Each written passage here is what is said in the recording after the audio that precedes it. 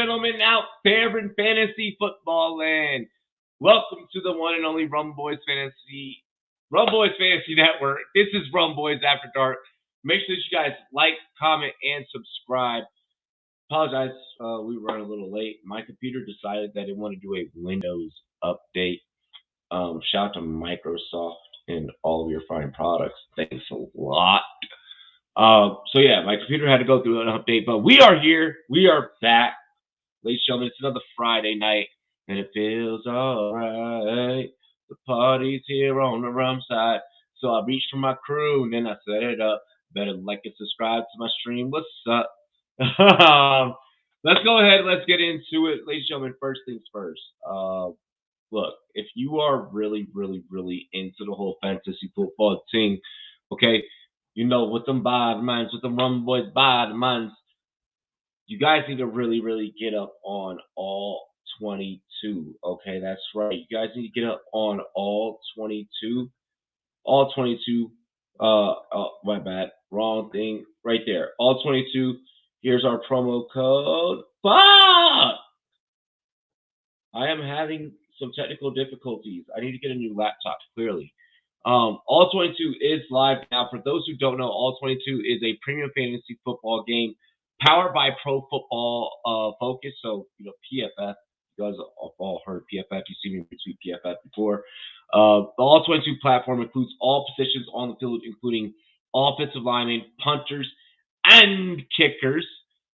Think of All 22 as like, you know, Madden franchise mode, okay? So your Madden fantasy franchise mode type of thing for limited time only. As you see right here on the screen below, we are giving you 40% off utilizing promo code Rumboyz on the All 22 subscription. Get on over there, get in on All 22. It's time to make reality meet fantasy football. Give you 40% off. Like, it's almost 50. It's almost half price. So make sure you guys get on over there with promo code Rumboyz. Also want to shout out promo code. My shit's acting super fucking weird. And I have no idea why it's been acting weird. There's my All 22 promo code. Here's our Monkey Knife Fight promo code. MonkeyKnifeFight.com. Download the Monkey Knife Fight app. Make sure you guys download the Monkey Knife Fight app for all your daily fantasy daily fantasy player prop needs. MKF. No matter what you're into, if there's a prop built for it, basketball, football, hockey, you name it, UFC, get on over to monkeyknifefight.com. We're going to match you on your very first deposit all the way up to $100 utilizing promo code Rumboyz in all caps. Without further ado, let's get into the cast and crew. This next man that is stepping right up to the plate. Ladies and gentlemen, make sure that you drop it like it's hot. Drop it like it's hot. It's Drop the Mic FF. What's up, bro? What's up? Let's just get this party started. Not my Let's intro. go. My intro's fucking up. I'm like doing bad. Ladies and gentlemen, next up, you got to give it up for the patron saint of fantasy football. Give it up for St. Pat FF. What's up, everyone? I am ready to drop some guitar picks inside of an acoustic guitar and light the world on fire. Let's go. Okay, I like that little tenacious, tenacious D-ish. Ladies and gentlemen, last but certainly not least, this man is a beast. Give it up for Pang's Picks. Well, yeah, whatever, guys. That's cool, man. I'm just kidding.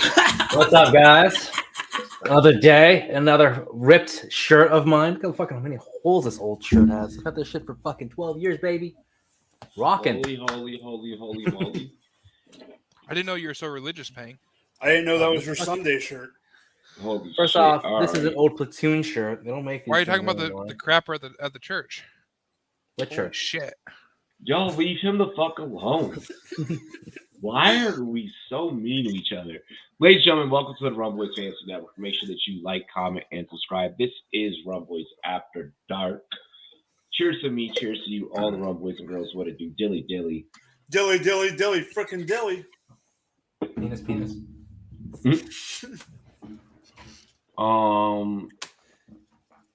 Yeah. So It's been an interesting week in football. First things first that I want to say. I am going to take the show to a serious note. Rest in peace, Marion Barber. That was tragic NFL news. So I'm just going to get start the show off by stating that the man was a beast. And beast Jeff on the field. and Jeff Gladney.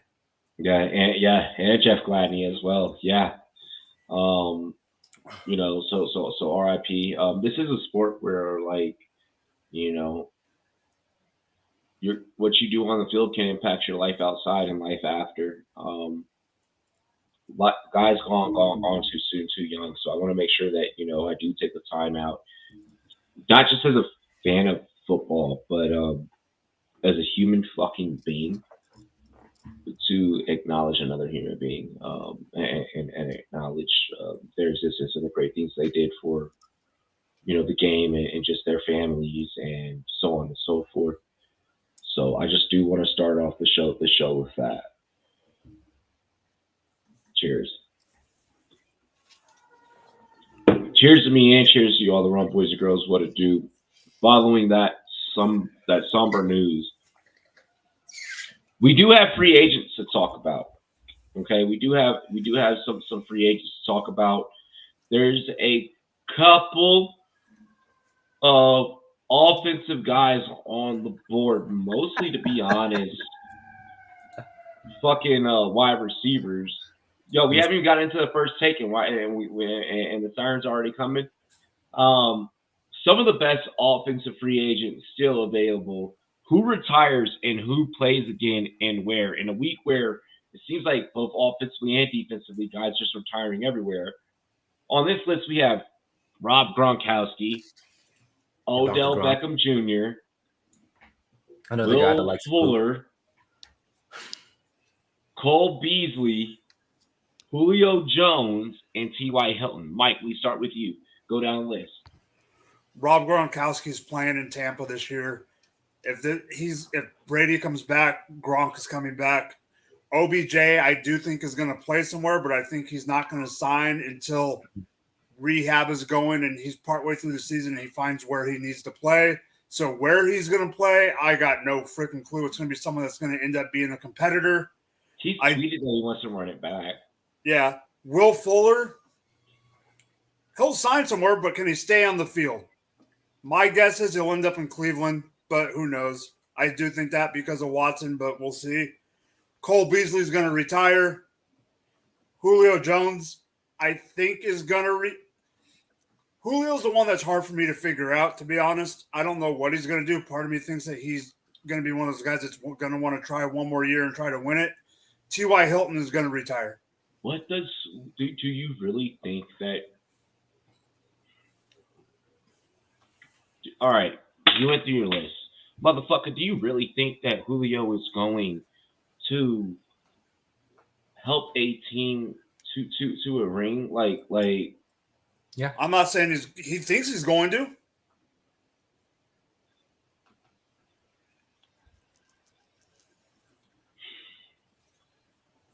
Julio has been on the wrong end of 30 for a hot minute.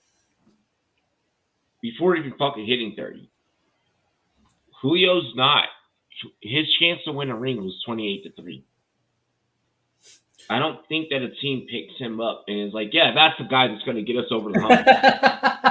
That's the guy right there. Like, I don't see that. So unless somebody like has a different take, like I don't think that a team that's contending is going to pick him up. I think that an A team will pick up. A team will pick him up. Yeah, I think he'll try to go ring chasing, but I'm not saying the team's going to pick him up to ring chase. I think he's going to try to ring chase. He better get on that Jerry Rice, Randy Moss path real motherfucking quick. Yeah. Hey, almost right for Randy Moss. He was close. Twice. So was Julio. Pat, what do you think about this list of remaining offensive free agents? I've gone back and forth on the Gronkowski one for a few weeks. I've got a buddy that's brand new to Dynasty who inherited a team, and he's just like, what do I do with Gronk? Do I just drop him right now? And I need a roster spot to for all of our rookies, and like you got to hold him for at least a few more weeks. But I don't think Rob Gronkowski plays again. He's already retired once. I think he continues making USAA commercials and annoying us to hell on Monday nights. OBJ gets signed later in the year. He will not be signed by opening day. Will Fuller gets signed. Doesn't do much. Cleveland would be a great spot for him if Watson's able to play this year. Cole Beasley retires because there is not a team that needs a slot receiver that is his level. He's not anything special. He's got an all-pro, most undeserving wide receiver of an all-pro selection in the last 10 years. I don't know about that. I think that Cole Beasley, because of his skill set, okay, past bullshit aside, I think because of his skill set is going to warrant someone looking at him. I think there's cheaper guys. Anyone doesn't want a Cole Beasley. I can't think of a team that really wants a Cole Beasley though. If he was wanted, he'd be on a team right now.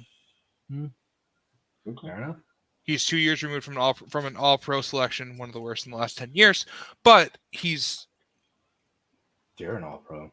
I'll give me any other slot receiver that's a couple inches taller than him and big and just as strong and can catch the same and run the same routes as him, and probably get him for cheaper.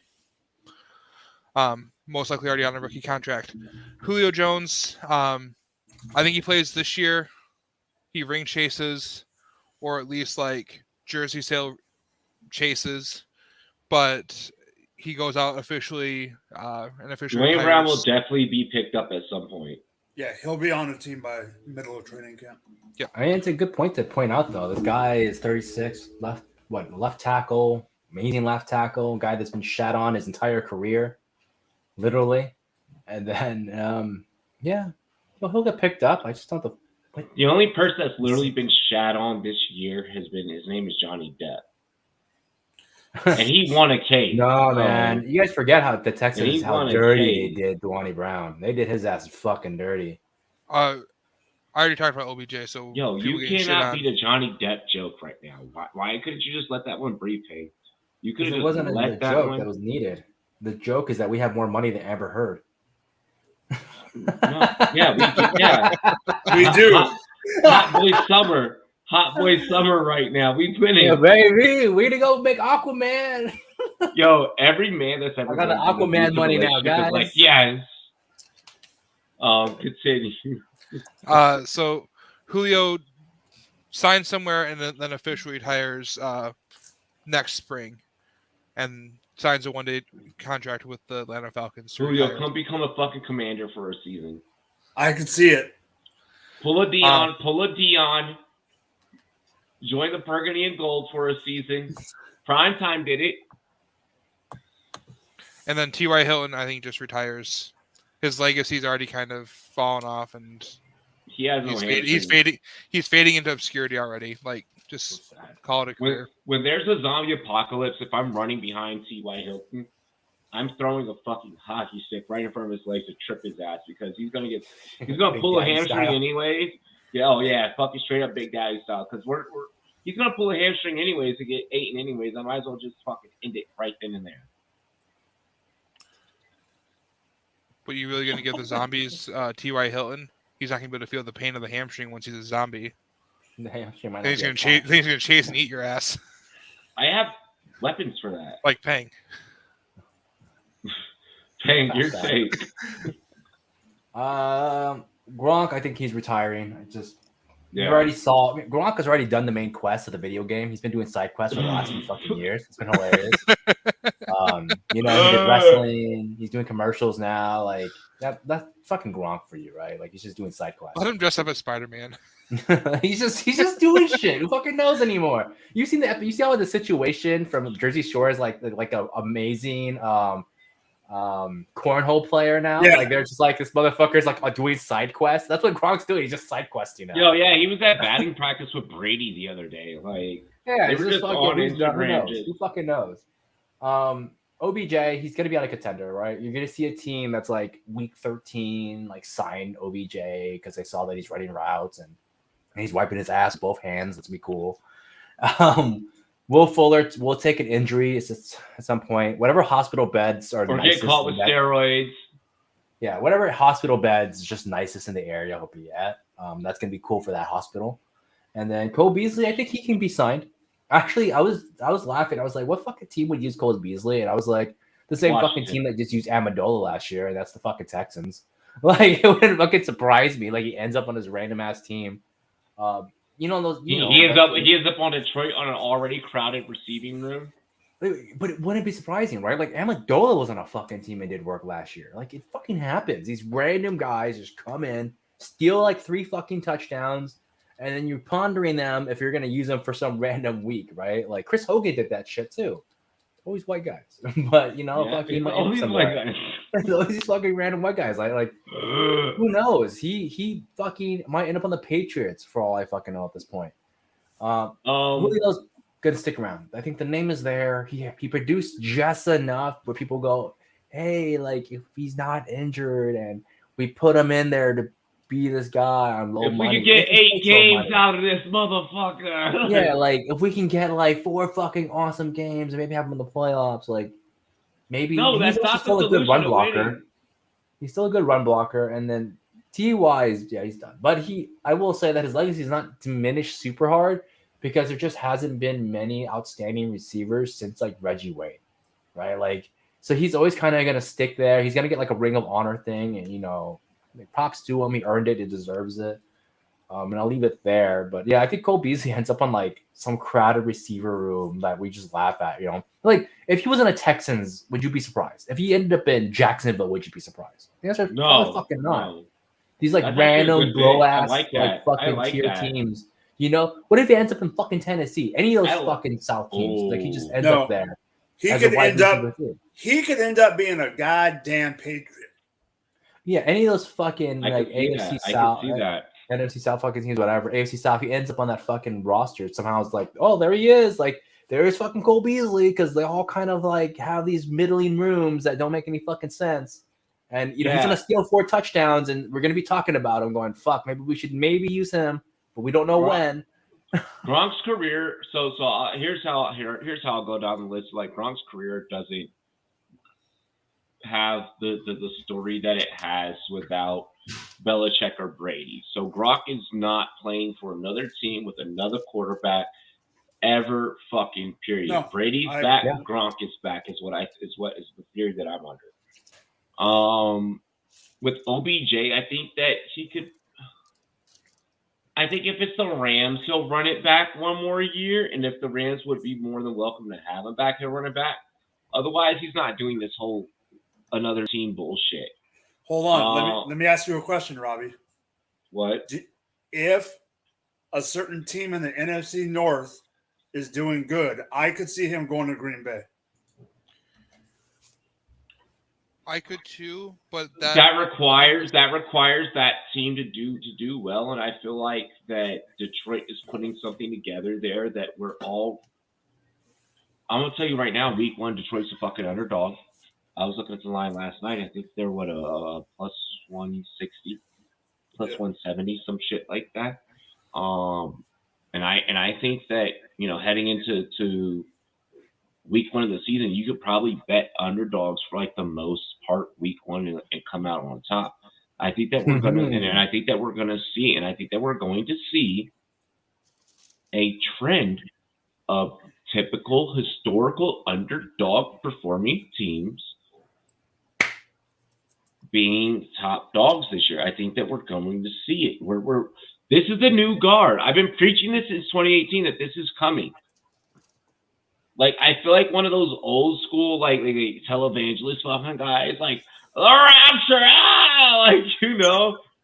But like, I'm being serious. Like, this is Brady's last run.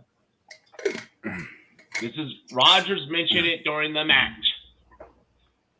How he's pondered retirement. Remember when Big Ben pondered retirement for like 9 years? That was cool. That was great. But great fucking football. Look, my point being is, like, if and to tie it back into Gronk and like OBJ, like if I'm Gronk, like I'm keeping my legacy intact. I'm getting my fucking Netflix special. I'm getting my NFL Network special, and I'm riding off into the sunset as one of the greatest tight ends to ever do it, while simultaneously playing alongside Aaron Hernandez. If I'm OBJ, I'm like, yeah, I was with this shitty ass fucking New York Giants. I had one of the greatest catches of all motherfucking film classic time. But then I had to go to shitty ass Believe Land, and then from Believe Land, I made it onto the Los Angeles Rams, and that's where my glory ends. Will Fuller, like you said, paying whoever has the nicest hospital beds, or whoever will, or whoever will cover up for his steroid usage. Cole Beasley, I feel like can still be an effective piece of some team somewhere, and I think that he can honestly plug and play into any and most systems.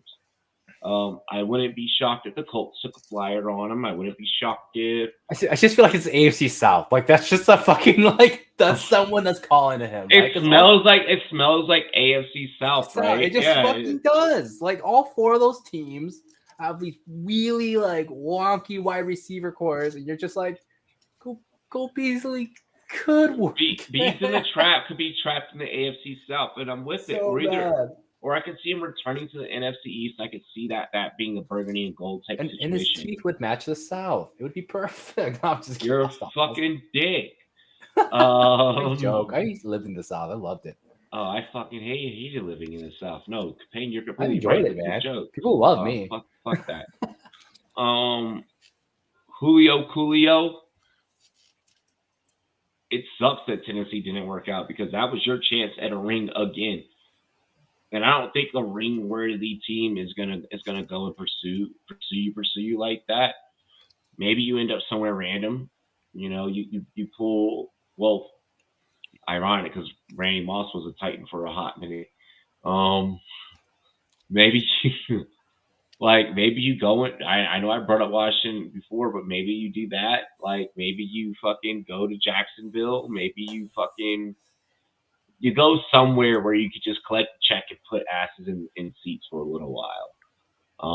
To the casual NFL fan, I don't see like the Chargers or someone like who's going for a championship right now picking up Julio Jones. Maybe Kansas City does it. I can see Kansas City maybe doing it, But I don't think that KC would go down that. I mean, no, because the Patriots did it years early with Randy Moss. Seattle tried to push it with Jerry Rice. I mean, you're forgetting about 49ers Randy Moss too. Fuck yeah! I mean, that's what I thought you were referencing when you're talking about these guys on these like weird random ass last runs, right? Like Greg Jennings to the Dolphins. Chris Carter and like those fucking guys. Yeah, I can see like Julio doing some shit like that. I think it would compel him to do that. Ty, I think that he should. Your Ring of Honor take is spot on, but at the same time, I think that would compel him to kind of go on one of those like kind of runs as well. Like go get you enough media, Hall of Fame voters. Go get you enough people like enough support like all around. Playing some easy ass systems. Go get some easy quarterbacks that'll just feed you and stat boost you and right off into the sunset and get you a bus, bro, because it ain't happening in Indy. Yeah. I mean, we're going to talk about Indy later on. Right after we show the audience this. Nuts. I don't want to watch this. Look, it's a... fuck, wait! Bad production. And I apologize for that. What are we watching? We're watching a clip. We're gonna listen to this clip, and this is probably the most cringeworthy, privileged thing. But I mean, if you're Deshaun Watson, I guess you want kind of like a white privileged guy to say this in your defense. So Deshaun Watson, of course, is facing his 23rd now allegation, and we're gonna check out this audio to his attorney, Rusty Hardin, stating that massages with happy endings are not necessarily illegal. I mean, Check it out.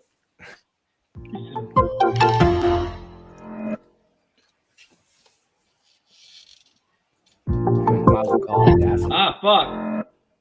I don't know how many men are out there now that have had. Wait. I need to make sure that the audience can hear it,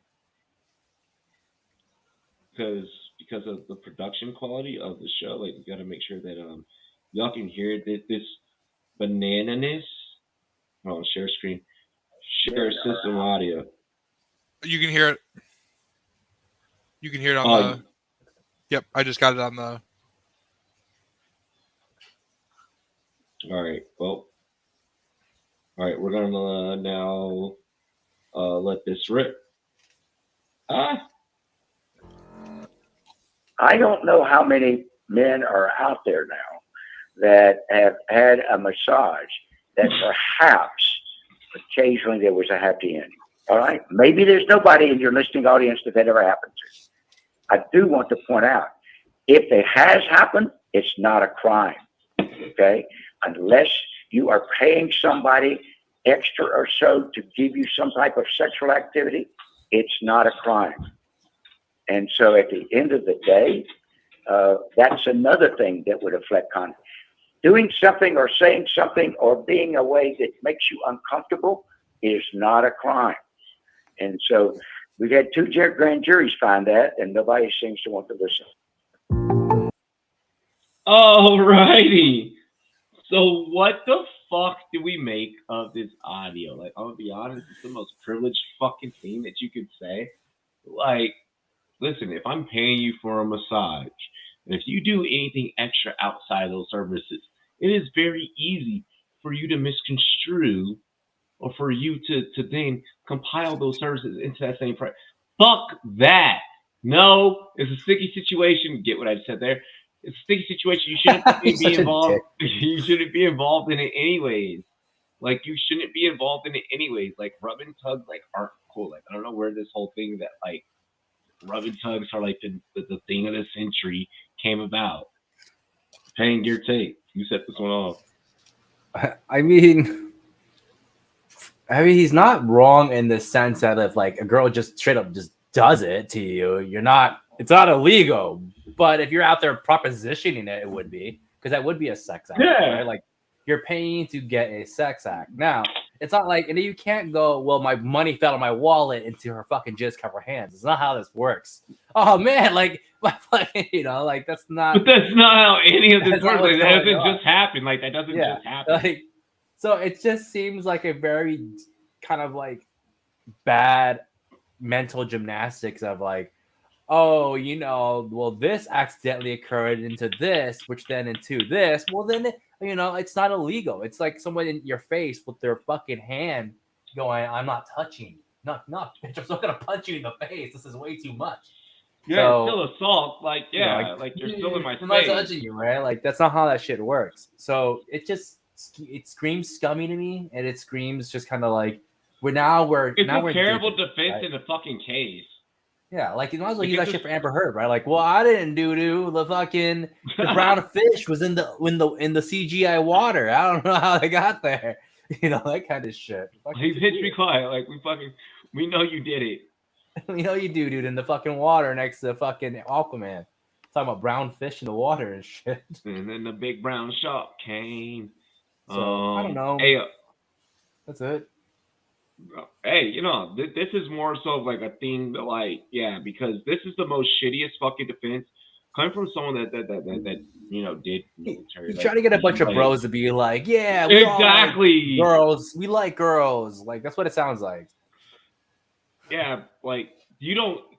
If this dude probably did not get laid when he got home to his wife. Like, straight up, like, I can't believe you said that. Like, Pat. I don't know why I almost said There's- twice. Like There's a lot wrong with what he said, and it there's so was much wrong. it was honestly disgusting. It was very cringy when I first heard it. Even more so the second time because it just dug in deeper. Yes, it is illegal to proposition or push at all or suggest for a hand job or any type of happy ending at a massage parlor. It is written into your code that you sign as you agree to the massage. The first thing I noticed when the first time I ever got a massage was I was given a list of rules and a list of things that I needed to abide by as a person receiving a massage. And that is rule number 1 is this is not tolerated. Any suggestive remarks, anything like that will immediately end the session. And that's something that from those I've talked to is very consistent across the board with massage parlors. This 23rd woman's testimony and suggestions is that the massage shop had someone that was being paid more to provide women to Deshaun under Watson. the table, which means it's trafficking, which makes it a trafficking fucking case, which has been what a big piece of this thing has been about, is whether or not that has been involved. Because if that has been involved, and if you have played a part in that, then that now escalates these charges even more fucking further.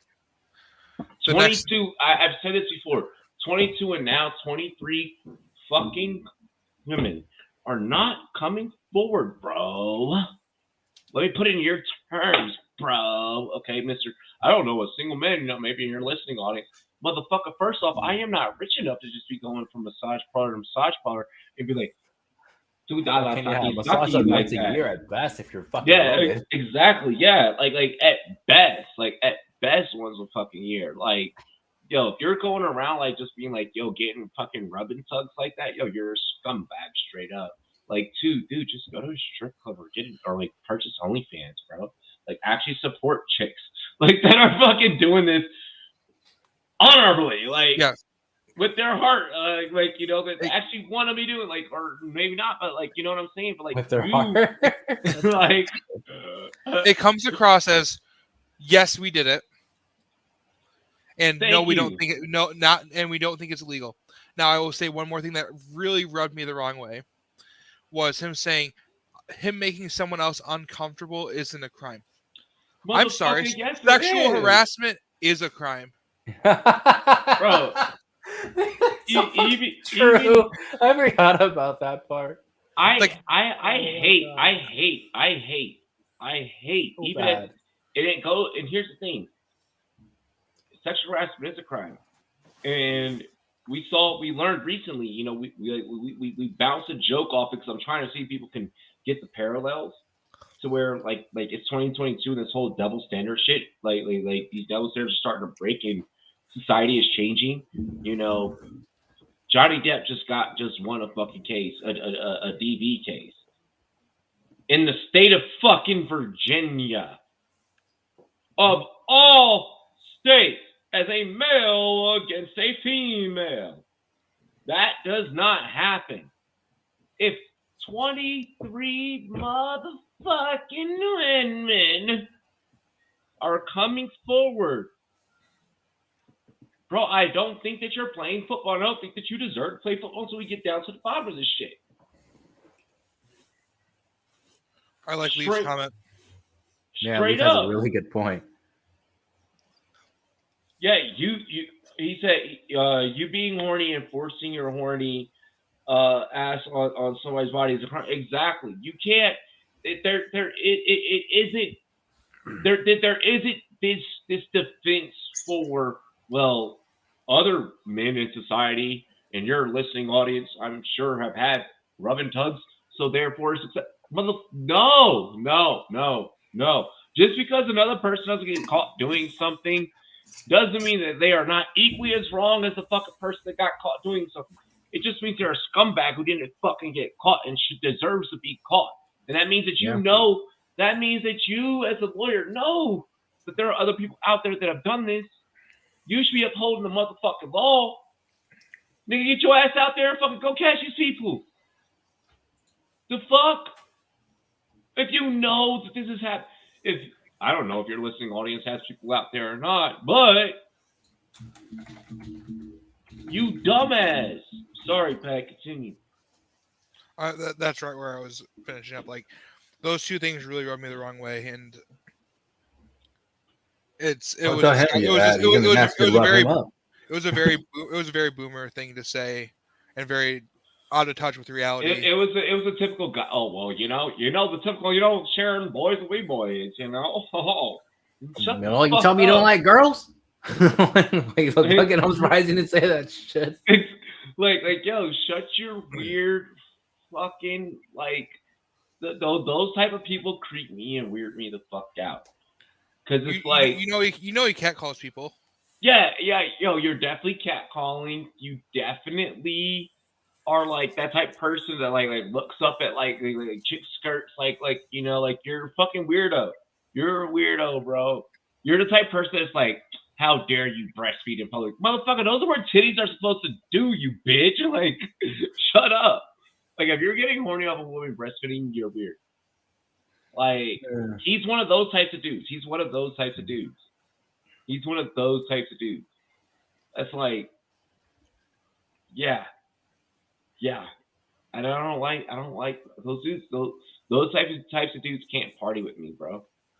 You can't sit over here, bro. You can't join this pirate ship. Mike, what's your take? Well, Pang and Pat have said a lot, but that was the first time I had heard the audio. I'd heard that he said something, but that was the first time I'd heard the audio. Mr. Lawyer, I do not go get rub and tugs on a daily, and no, I don't think it's normal. What I think he was trying to do. Have you ever gotten one? No.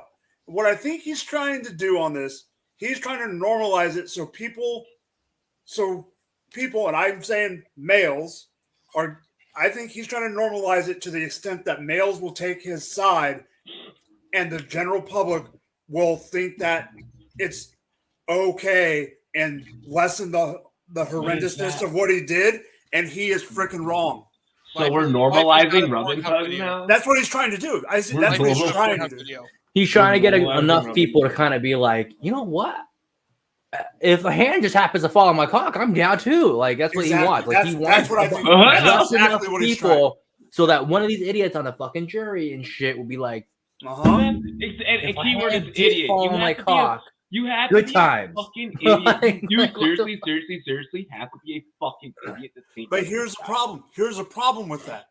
Yes, you have to be an idiot to think that. But there's already been idiots that have thought that, and maybe not thought that, but thought something maybe similar or whatever. Because the Note Boys podcast has fucking videos where they are literally going and promoting going and getting rub tugs. Yeah. Like, this is a thing that, like, all right. I'm going to talk to the hood for a second. We don't know what this shit is like. Like, a rub and tug in the hood is like, yo, there's some fucking, like, sneaky-ass alleyway where, like, shit go. Like, it's sketchy. Like, it's completely different. These motherfuckers are walking into pristine massage parlors, okay? Places of business. Maybe hole in the wall, but like you are walking to a place of business, and this is what these motherfuckers are doing with their money. I have never once thought of. I didn't know that you could do this with money. I didn't even know this was a fucking thing. This shit is mad different. And if you're gonna try and sit back and tell. And this was said on a sports show. If you're going to try and tell a sports show, okay, to analysts who don't make a whole, I'm sure you have people in your audience, motherfucker. I don't think that everyone in America is running around doing this. I mean, maybe I have too good of foresight in people. Like, maybe like I just believe that people are better than this. But, like, nah, motherfucker, if I'm going to get a massage, like, I'm going to get a massage. I'm not going to get a massage with the intent of, like, maybe I'm too progressive. Like, maybe I'm too normal. Maybe there's something wrong with me as a person, maybe me as a male. But, like, that whole boys will be boys, guys will be guys shit. Yo, Deshaun Watson, you don't deserve to play football, bro. Like, this shit shouldn't. If you supposedly were everything was good after this last hearing and shit, HBO would have now been running an interview. You wouldn't be fucking facing a 23rd count. Your lawyer wouldn't be talking right now, bro. I don't think that you're playing football, bro. And that's what I bring this all up for. And I don't think that you fucking deserve to play football, my guy. Like, if you fuck, really rewarded for, I don't fuck, it's ridiculous. like, Really if crazy you to think about. if you really fucked up, like clearly you fucked up. I don't think that you should be the person that our young kids should be watching on fucking TV, bro. And I hate to sound like a Chad when I say that, like a Karen and shit, but like, bro, you're on weirdo time. You got your lawyer out here defending fucking rub and tugs, bro. I don't know. That's just weirdo energy to me, and I can't get down with that. I personally, like, when I heard that interview today, it made me think of like I was already thinking of shit in a different light. It made me think of everything differently. It's like, okay, well, I think that you really did this. It means that you as a lawyer, you know something, and Deshaun has told you something that you already alluded to. So, Deshaun, I feel like Deshaun has done it should be done. Following that, this shit is fucking hilarious. So flipping it from something serious to something absolutely cockamamie, just straight up bananas. Yeah, I'm laughing at this next one, not at what just we talked about. Obviously, make sure y'all like, comment, and subscribe. So, one of my favorite players, because he used to be a former Dodger, Jacques Peterson. I ain't going for it. I'd probably be Jacques in this case. Jacques Peterson. Yeah, you would. Versus Tony Pham fantasy football beef was definitely a hot topic this week. Don't forget who the commissioner was. Mike Trout. And it would be a fucking dumbass Anaheim Angel in the first place, right? Mike Trout was the commissioner of this fantasy league. Essentially what had happened, Jeff Wilson Jr. injured, got switched to out, which meant he should have been moved off of IR. Jacques did not move him off the IR. It's like, bro, he's out. Like, I don't know what's gonna happen. Like, I mean, I'm just not gonna, do this. Tony got mad at him, slapped this motherfucker upside the head. Slapped Jacques. Didn't even go at the commissioner. And I believe the Reds have faced the Angels this year. What do you, fellas? What do y'all think of this? I'm on Jacques' side because he used to be a Dodger, so I'm kind of biased. Mike, what do I think of it? And Jacques with the Giants now, right? Yeah, he's a goddamn Giant. I get it. I get it. I mean, I get it because he's from Palo Alto, but I just got 2 words or 3 words. Fuck the Giants. Yeah, fuck the Giants. Do I think that Jacques was in the wrong? I mean, the question is it? I mean, here's the main question, and this is what we all of us in the industry that play leagues and with, I'm in a league with Pat, I'm in a league with you. If there's bylaws that say that it's not wrong, then that's the question. You better write that shit in the motherfucking rules. That's my point. Wait, so what you're saying, if a dick just falls into a hand and I happen to have money out. No, because that's illegal. Fucking paying. Nah, bro. Like, I don't think that's good. No, so I'll give you because I know you mentioned how we dealt with bullshit in our leagues. I'll give an example of something that happened in my home league a while back, and that home league is no longer around because of it. Somebody had Le'Veon Bell on the IR. It was the year he got hurt. He was on the IR. He was coming back later that year. They needed a roster spot, and for some dumbass reason, dropped Le'Veon Bell right in that time period after the waiver wire first ran. So people weren't really paying attention to it, whatever. But here's the issue. The person that got Le'Veon Bell spent $99 of their $100 fab budget, slept in the same bed as that person. They planned it. That person needed a running back. Oh, husband and wife type shit? Yep. Oh, they some bitches.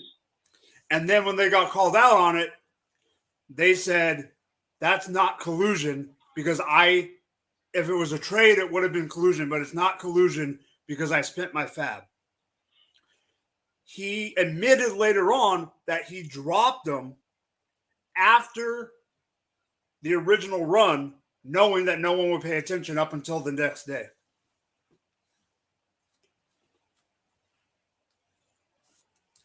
So he didn't drop them and then everyone was able to pick them up. He dropped them after the waiver wire hit. Here's the thing. Did y'all figure out the plan after it already happened?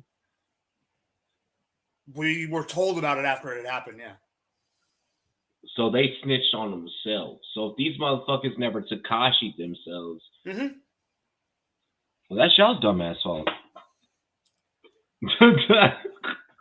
Well, that's y'all's fault. But there was collusion was in the bylaws. Take place. Huh? But okay, so do you feel like Jock Peterson's thing was really collusion? No. No. I'm not saying Jock's is. Yeah, I feel like Jock is innocent in the court of fantasy football. No, I'm not. Yeah, I don't think Jock's was. And I don't think Mike Trout's a shitty commissioner. I think see Tommy something? Pham's a sore loser, but we already know that Tommy Pham's a dick, though. Well, yeah. But I thought I also saw something that Tommy Pham tried to do something later in the year, and someone called him out on it or something. But I'm not sure if I read that right or wrong. Tommy Pham's a fucking dick. I wouldn't be surprised, bro. Yeah. Go ahead, Pat. Hey, but great to get you RBIs in gambling though. If you need a guy that'll get you on base, or they'll bring a base in, it's Tommy Pham. Go ahead, Pat. I kept seeing this shit. Turn your audio up. Hello, chick. Chick. All right. I honestly didn't give a fuck about this. It was. I'm like, this shit was the comedy of comedies. It was comedy, but it was just like this is what it takes to get people talking about baseball. They need fantasy football to talk about baseball. Yes. Honestly, I fucking love baseball, by the way. Honestly, don't care. Like it's IR stuff is going to be IR stuff, and someone who didn't think of it first, something that's legal in the league, someone who didn't think of it first is going to get pissed every time it happens. But it's going to be what was available to be used. It's going to happen. It's like being able to put suspended players on IR. Some leagues have it, some leagues don't. And if your league has it allowed, someone's going to get pissed because they can't put Calvin Ridley on their IR. Yo, see, that's stupid as fuck. Yeah, I'd be like, as a commissioner, I'd be like, yeah, no, you're not doing that, bro. Well, it's also the same thing. Like if you have out players, I think suspended players should be able to be on IR. Like I feel like if you're suspended for like a couple of weeks, like all right, whatever, like, but like you're like Calvin Ridley suspended, like motherfucker, don't even drop him, bro. But I'm saying like in like a dynasty format where it's year long, like he's gonna sit somewhere.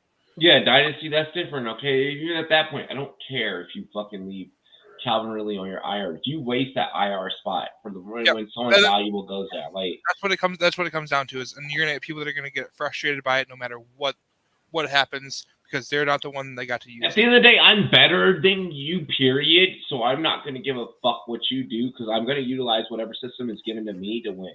So do you remember the Taysom Hill exploit in ESPN a couple years ago? Yeah, bro, everybody hated that. Where they changed his position. I know people that threw hands.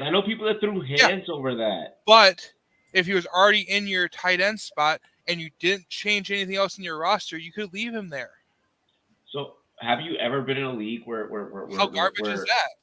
Have you ever been in a league where two grown men have decided that they were going to throw hands over some shit that happened in fantasy? Or have you ever been in a league where two grown men have been like something competitive has to happen outside of fantasy? Like we've all seen that episode of the league where like they had a foot race. Like, has anyone ever been in that situation? Not that, but I know in the league where they were friends and for 25 years and they don't even talk because of a dispute like that. Yeah. Yep. See, and that's the type of shit that I'm talking about. And fantasy football can bring up some real feelings. Like, it can bring up some real shit. Like, people, you figure out who the I'm gonna take my ball and go home kids are. Mm-hmm. Like, fantasy football teaches you some shit about life traumas that you didn't even know. I'll share one fun one that happened last year, and I was the plaintiff in this case.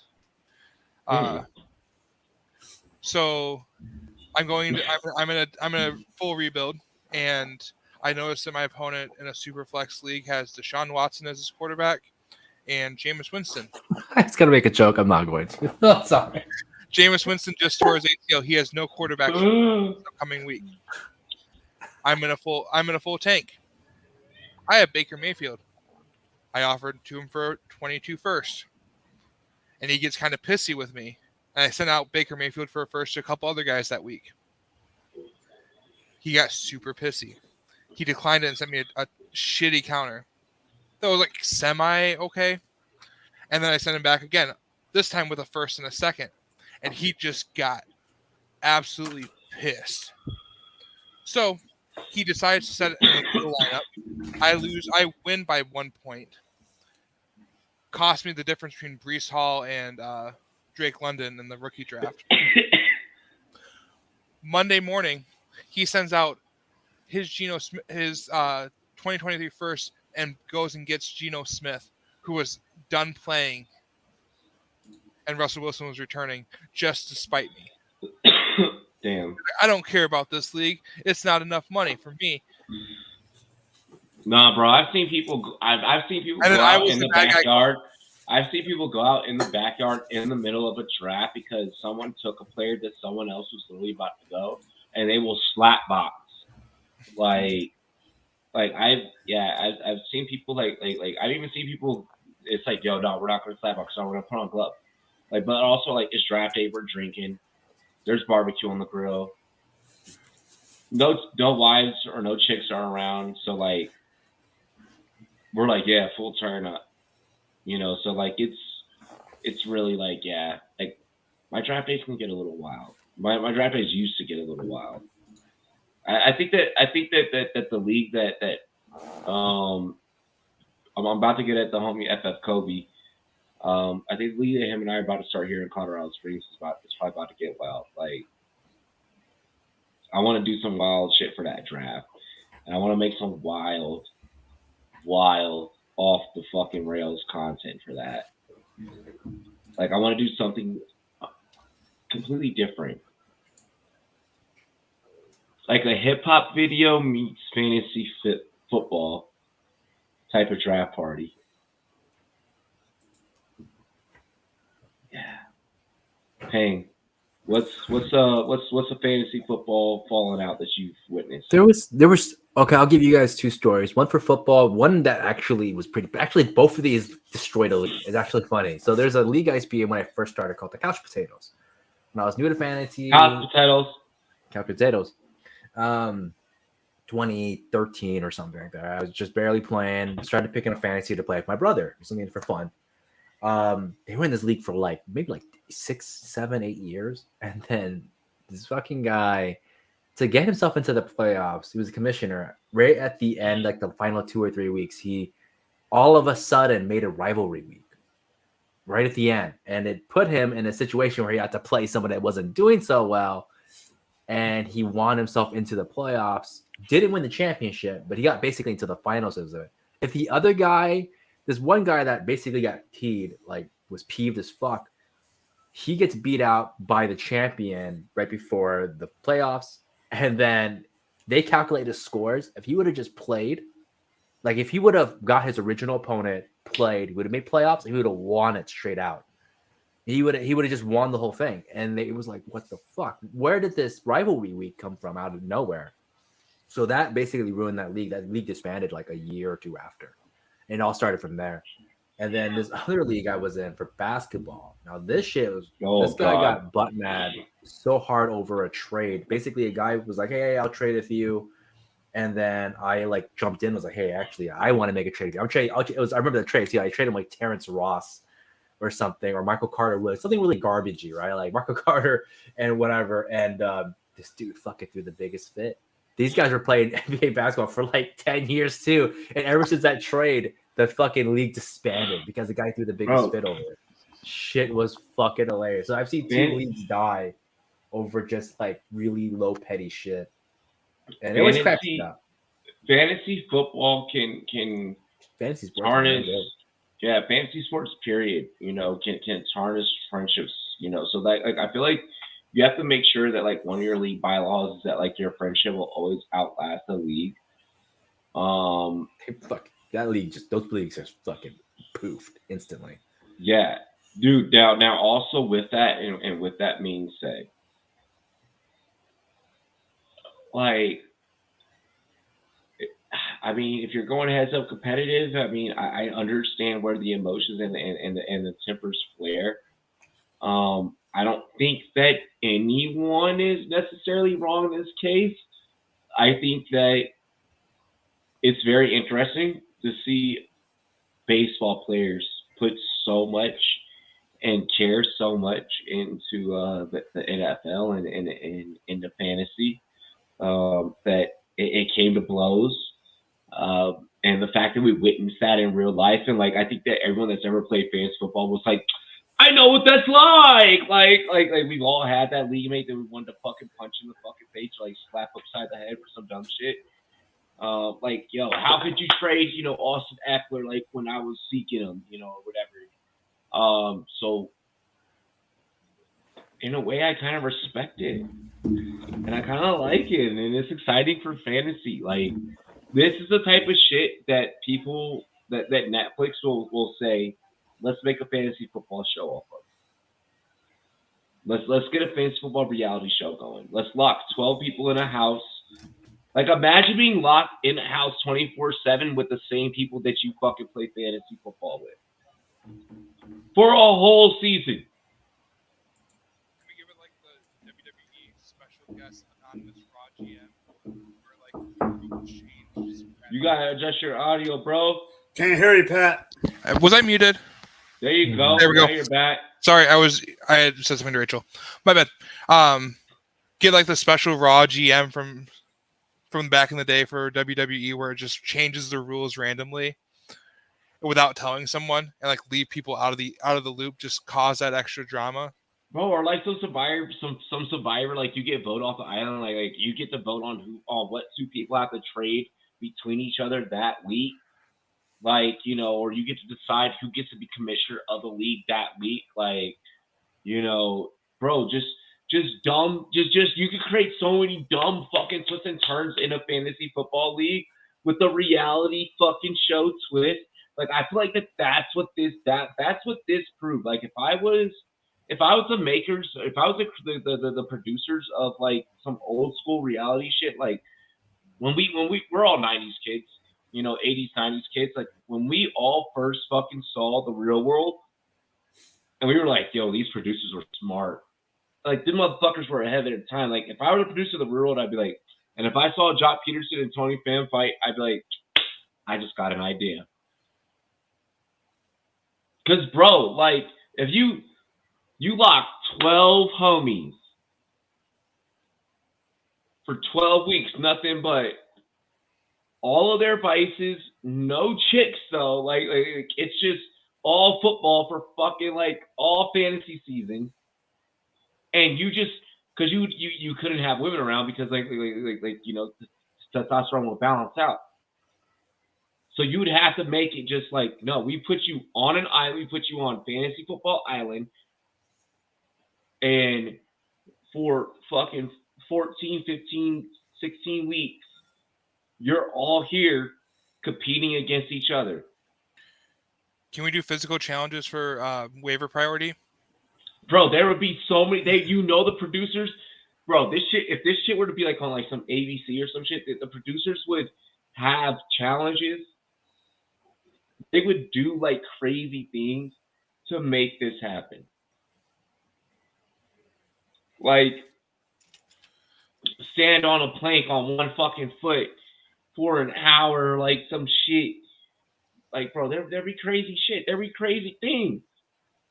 And every fantasy football player looks like all of us. So, like, certain people would have advantages in, like, certain things.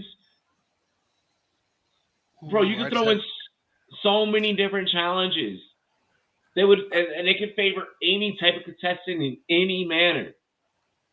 I want to see a 13th team drafted and have those players released one at a time to have, like, the guaranteed top waiver ad for the week that makes it something really worth having. Ooh. Who would have to produce this show? We'd have to have Austin Eckler produce this. Josh Jacobs. Oh my God! like Austin Eckler and like have like Matthew Berry as the producer. Like Matthew Berry and Austin Eckler is like producers and hosts of it. I'd gladly be a contestant. I'd want to compete. I'd be like, yo, just give me a little something for this being like an idea. Do you know how many people would tune the fuck in for that? Or like even just like a betting reality show.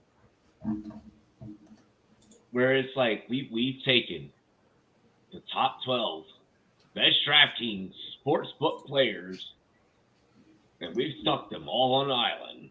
We put them together. They can only build whatever we tell them. It's like you can only build like certain parlays. You gotta build like 1 week. You gotta build SGPs. Like then now you gotta get into DFS. Like it's like fuck. Like yo, that'd be crazy. That'd be crazy. Yeah, I'm down for fantasy football reality TV. I'm down for gambling reality TV. I'd so subscribe to that shit. I would so pay top dollar for that. I would pay to see a league locked in a fucking mansion together for like a whole season. Oh, I know you would. Yeah, bro. Fun. Don't lie. It'd be pretty fun. Bro, because here's the thing. Do you know how competitive we all get? Guy. Do you know how competitive we all get? Oh, I saw it with our own two eyes. Like, I would be. No, there'd be scenes of me like so yeah, man. I'm heading over, to St. Pat's room today because I see that he has Amar Run St. Brown. We were both talking on, the show. If y'all haven't seen it on our YouTube channel, we were both talking on Rumboyz, and we both believed that, that the Lions were on to something good. They may have finally had a complete offense. Well, today I'm finally going in to make a move. We're already 2 weeks into the season. The Lions have done really well. I'm already starting to see that pop out. We're going to see if we can make a trade because Pang is also 2-0. I'm 2-0. Pat's 1-1. I'm going to see if we can make a trade that can help both of us and I can undercut Payne and make sure that it doesn't happen. Mike doesn't know that it's happening. He's lost the last 2 weeks. So we're just going to make it still happen underneath the tape. It does sound like collusion. And then I was fucking just. He takes a morning shit every Sunday, so there I flooded his toilet. Fuck him. turned off the water into the bathroom, and he just couldn't. Bro, but the amount of sneaky shit, the amount of fucked up shit that would happen. Like, he tied the doorknob shut so he couldn't get out. Like, I knew fucking Pat's wife was calling, so I made sure I disconnected the phone every single time around 4 p.m. Just to make sure until I got the player that I wanted. Like the amount of fucked up shit that would happen. What like, a douche nozzle. You would see people. Yeah, I went ahead. He's being a real football feet long over there. I knew. Don't bring that up. Hey, just me popping up on screen. I knew that I needed to play psychological warfare, so I went ahead and I shit in fucking Payne's bathroom. Like, he's already been winning the last couple of weeks. I need to just really fuck with his head. I think if I just leave my mouth and shit, if it in his toilet, and he sees it before the game starts, boom. Like, bro, like I would do the most fucked up shit. Yeah, I went ahead and I bought Mike a fucking edible arrangement. I feel like it would make him feel better, and maybe he might take it easy on me heading into this week. Me just sitting there kicking it by the pool.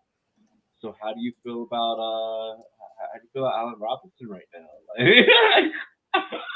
I'm switching out Robbie's shampoo for honey. Bro, exactly, the pranks and shit that would be played. Reality fantasy football TV needs to happen. Netflix. The Rumboyz are giving you a fucking idea. Let's see. I think that we have a couple of topics on the other side of the shoe. Let me double check what we got going on. Make sure that you guys look real life. Look in my box. Okay, look at motherfucker real life. Real life. Word life. Mike, can you put up the all 22 promo code, please? Fuck up. Real life, damn it. All right. I am telling you, Madden franchise mode style fantasy football, PFF powered.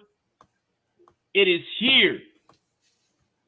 Listen, I know you know what it's like to have to go and reach. What are you, Mike? Mike, you have to put on one. You have to click the banner.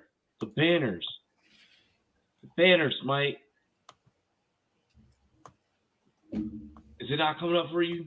Mm-mm. Okay, well, then that's different. You could have just said that. There we go. No, I was trying. No, it's okay. Ladies and gentlemen, you see it down below. Promo code Rumboyz, 40% off.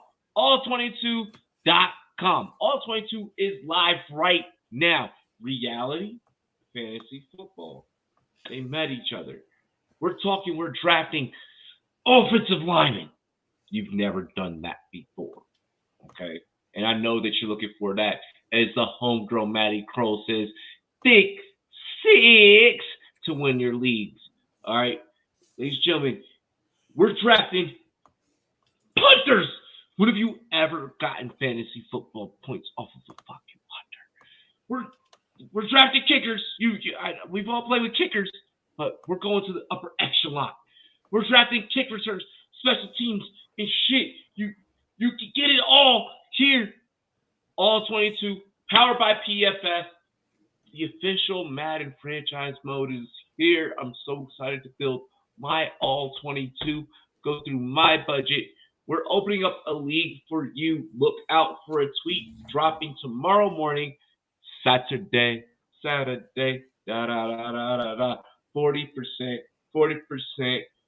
All 22. Promo code Rumboyz. You already know what to do. Come play against the Rumboyz. I know Payne's already started joining leagues. Mike, I think you've already started. I'm signed up, but I haven't joined yet, but I'm in and ready. Hey, we're getting started. Let's get it going. Let's get it popping. Let's get it going. Let's get it popping. Let's get into what song do I want to play? I have too many options. You know what? Solid Gold Tank. Dilly dilly, y'all.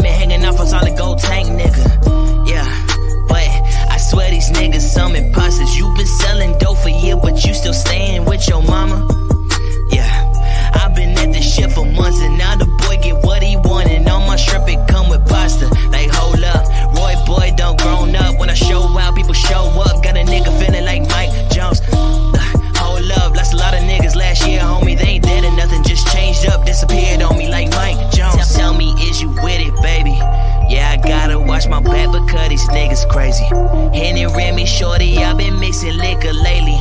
So you know that my excuse is that the liquor made me suck my dick and pay me.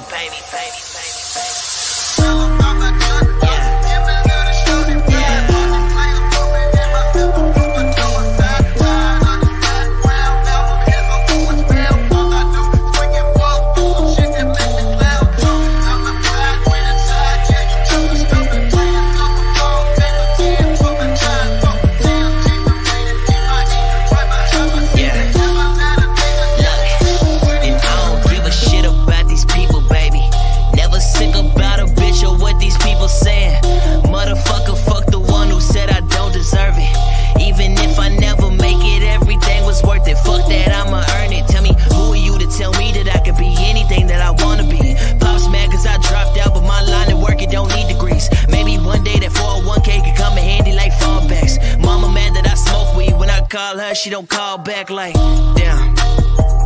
And my brother's always busy. That's why shorty fucking with me. She the only one that give me.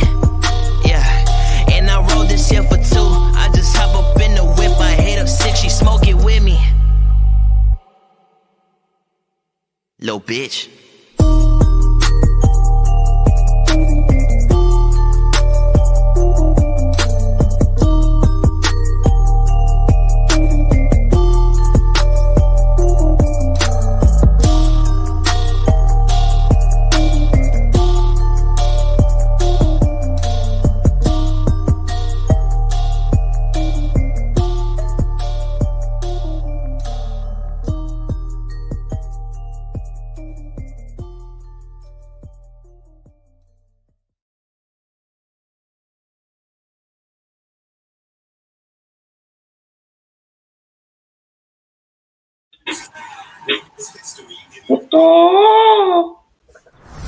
Let me tell you a little story. Once upon a time, there was a monkey knife fight. And one day, they met one team partners in the NFLPA. It's a match made in the pits of a monkey knife fight. And everyone lived happily ever after.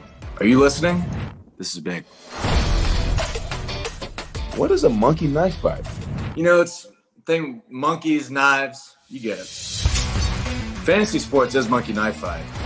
And monkey knife fight is fantasy sports. Monkey Knife Fight is daily fantasy. Monkey Knife Fight in the house. I am Monkey Knife Fight. You are Monkey Knife Fight. We are all Monkey Knife Fight. Monkey Knife Fight. You have the NFLPA behind the company. It's exciting for me to be a part of fantasy sports. When I think of fantasy sports, I think of beating all my buddies year in and year out and being able to brag about it. We're not just partners in it. We're owners. And it feels awesome to be an owner. I challenge you to a monkey knife fight. We've been saving you a seat at the table, Monkey Knife Fight. Welcome to the one team and NFLPA family. Monkey Knife Fight. Welcome to the family, Monkey Knife Fight. Welcome to the game, Monkey Knife Fight. Monkey Knife Fight! I challenge you to a monkey knife fight. Monkey Knife Fight! Monkey Knife Fight, Monkey Knife Fight, Monkey Knife Fight, Monkey Knife.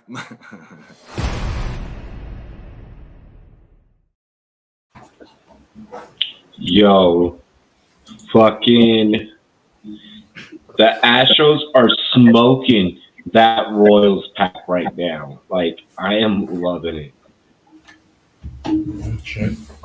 No big ups to the Reds for getting their shit kicked in by the Nationals though. That was some ho shit. This guy's Like, giving. Huh? No, man. Just finish it up. Draft 24 right now. 23. My goodness. Do you have a problem or what? Shit, I'm actually behind. Motherfuckers, like, the underdog puppy almost is halfway full. I know guys are close to 150 drafts already. Mookie Betts is going to be MVP. Who? Peg. Mookie Betts is going to be MVP. Baseball talk. I'm sorry. Got nice balls. CM Punk is going to have to relinquish the AEW title. No. Why? Injury. Going to have surgery. Crown. And he just won it on Sunday. Celtics. Anyone got the score on the Celtics anyone at got 4. Fuck you, Payne. What the fuck, man? Warriors have already Anyone? won enough in the last 5 years. They can, or last decade at least. They can give it up. All right. Anyone got Daddy the needs hockey game scores really quick before fantasy we get money to this the year. rest of the show? Hold on. ESPN. I'll get it. Up 3-2. Final. Rangers. Rangers Yeah, are pushing the Lightning shit in. But I think the Lightning are going to win the next 2 at home. I think the Lightning will take the next 2 at home as well. Really quick, some early like week 1 type shit. Like you're getting Detroit a plus 160 against the Eagles on week 1, where the Eagles got to put a lot of new together, and just Dan Campbell is way better of a coach than Sirianni. Way better. I mean, remember week 1 with the Lions last year, what they did to the 49ers? That shit was wild. That's what I'm saying. A plus 290 on the Texans right now. Like, I'm salivating at week 1 regular season. And I know preseason is going to reshape these lines. But, like, just the way that week 1 is shaping up, we can go in maybe 4 upsets, 4 underdogs winning. 5, potentially. Like, the Raiders are a dog. The Raiders are a dog to the Chargers. The Raiders facing week 1. The Raiders should be a dog. Like, no, fuck that. Give me the Raiders. Give me the Raiders. Yeah, give me the Raiders against the Chargers week 1. I mean, how under are they though? It has to be like a good under. But he's plus saying I think Rob. Yeah, at 155, at 155, I'll take Raiders. That's what I'm saying. If it was plus 120, no, yeah, I would stick with Chargers. You're getting a plus 290 on the Texans over the Colts. I'd play it. 290 is a lot. Yeah, I'd play a lot of dumb shit. I mean, last year I played back-to-back Raiders against Ravens. You needed them to win 1 out of 4 times. A plus 160 week 1 against the Eagles for the Lions. You give me 3-1 odds on almost anything in NFL. I'll take it probably, even if it's the most garbaggio team, because garbage teams win. We don't get many 0-7. It's a long season, huh? It's a long season. It's a long fucking season. Anything can happen. These are all professionals. We're getting some teams just play like shit, man.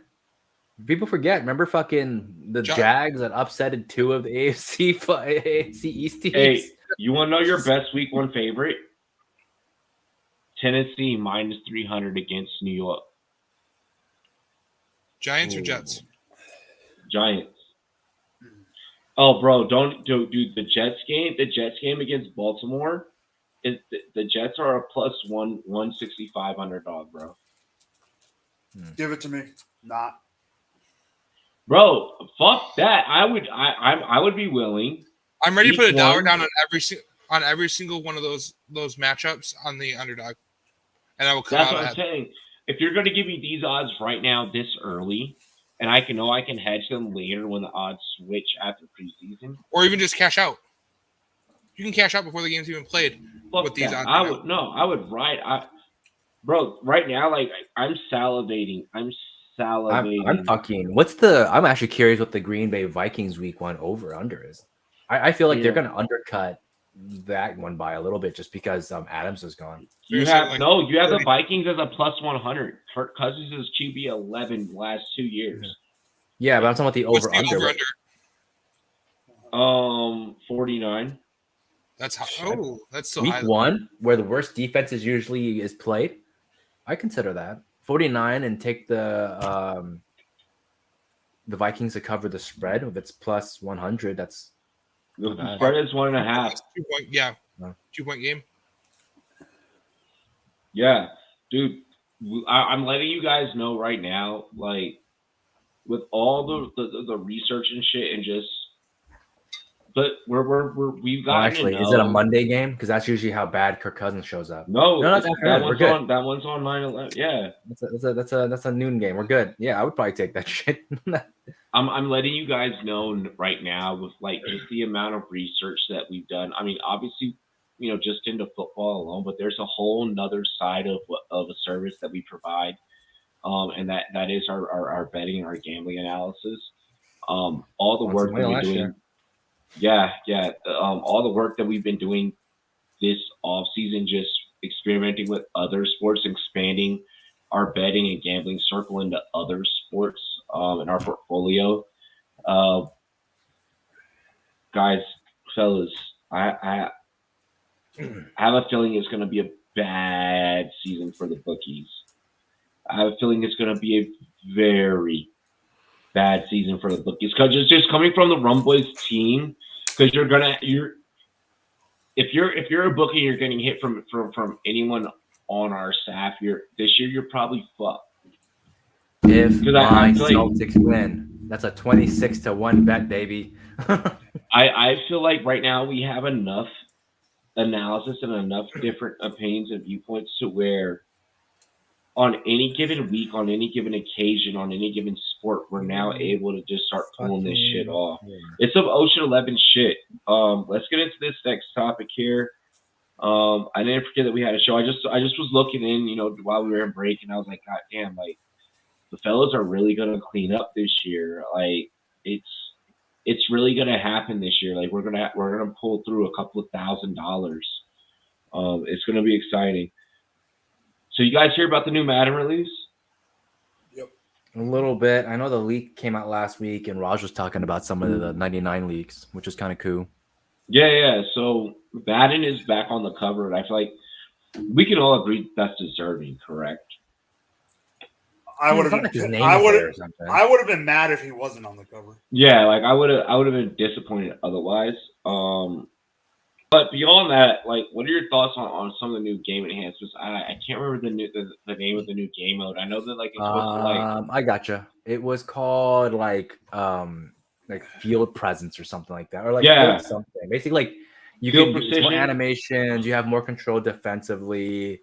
Just little things that gave you more interactions to do as a defensive player. Different tackling animations. You can do a stand-up tackle now, just little things like that. Yeah, it's supposed to be like, so I feel everyone feels like that they get the same game every year. Yep. I feel like real Madden players, and like I'm not one, but Field sense, that's what it's called. Yep. Yeah, field sense. But I feel like when I talk to real Madden players, they are able to understand the differences and the new enhancements with each copy. Mm-hmm. How do you kind of? I saw the trailer for the field sense, and to me, I know that you can make anything look cool on a trailer. Like Morbius looked fucking great on trailer, and it was like, oh my god, this sucked. What are you guys' thoughts? Payne, we'll start with you because you did the Madden Mutt Coin giveaway for us last year, so you know a lot about kind of these developments. I'm a heavy Madden player. I honestly will say I probably played the most in our entire Twitter community. I'd be up there as a guy that played the most, probably highest ranked, all that fun shit. Like I said, even Raj knew who I was, and we never even met. Up until this point, I was forum famous, used to lead a lot of stuff on the community. So I mean, it seems cool. But here's a lot of things with people to understand that I watch the Madden championships on TV, so I'll just say that. But there's a lot of fascinated. There's a lot of stuff that they've always tried to implement that never worked. You guys remember the precision passing? I hated that. Yeah, the random precision passing that was like, oh my god, like looked really cool when it came into like original play and demoing, and then when it actually released, it was just completely just botched. It was like, no, this is trash. This is not usable competitively, or it's too broken, or whatever. It's kind of the same thing when animations first came in during Madden, I want to say 16 with Richard Sherman on the cover, or even OBJ came on the cover. When OBJ came on the cover, that's when it got really bad because that's when they had like the spec catching. And spec catching was so fucking broken in the beginning. So these things kind of scare me because it's new. It's on a new engine they're not used to working on. Madden players play to abuse, not play to. I mean, they play to win, right? But they play to abuse a system. And if you ever want to see something that's like pinpoint precision of like we know what's gonna happen, like that's what scares me, right? If something works, it works. I mean, for the longest time, middle linebackers were extremely broken in Madden, just the most broken pieces of shit in the game, and they just got rid of that by a year ago, maybe 2. And this sounds like it could be bringing that back, which a lot of players that are pros enjoyed it, but a lot of casuals couldn't handle it. Which people, like I said, people got around it. All they did was they switched to nickel and played a lot of safety, or subbed out a lot of no linebackers and put safeties because they had high jump.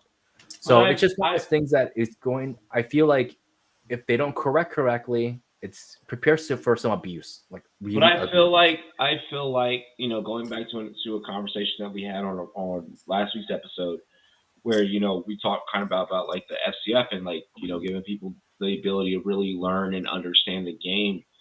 I feel like that we are at a point in evolution in fandom to where casuals should start understanding more different viewpoints of the game. But casuals don't play Madden that long, right? And if they do, they play maybe franchise, and they only learn about 30 to 40% of the game. And it's easy. It's one, and it's like I said, like, well, what if I played all year? Would I learn the game? No, you would not know the game. I've seen guys play. They don't. They do not know how to tell when it's a lost play. I literally. But do you think that in combination with Gen Z, when you talk about Gen Z, so I'm going to broaden this topic for you. Mm-hmm. Do you think that a combination of Gen Z, Web 3.0, and this new Madden enhancement field sense, that this is now the time where you can make football more realistic and more appealing to the casual fan? I'll make the game more realistic, and it could teach people the game. But the guys that play, it's like I said, it's a weird boundary of like, it's like playing a shooter. You don't actually learn about guns. You don't learn actually about tactics. You learn about how to play that makes this work best. You learn the meta. Huh? You learn the meta for the game. Yeah, you're there for the meta. You learn how to win the game. So you learn how to do meta. I used to watch TD Barrett on YouTube consistently every time he put a video out. And what does he look for in his defense? He looks for speed. He looks. Yeah. That was how you won in Madden, was just having the fastest guys out there. He's really good. TJ Barrett's really, really good. I think the speed was a little bit overhyped, but he's not wrong because that's a big portion of the game. Realistically, that's kind of how the way the meta works. So that was the big part of the meta. And if Madden if they adjust the way the game works, then you readjust to what is the new strongest thing or the new next best thing, and that's how a lot of PvP type games work.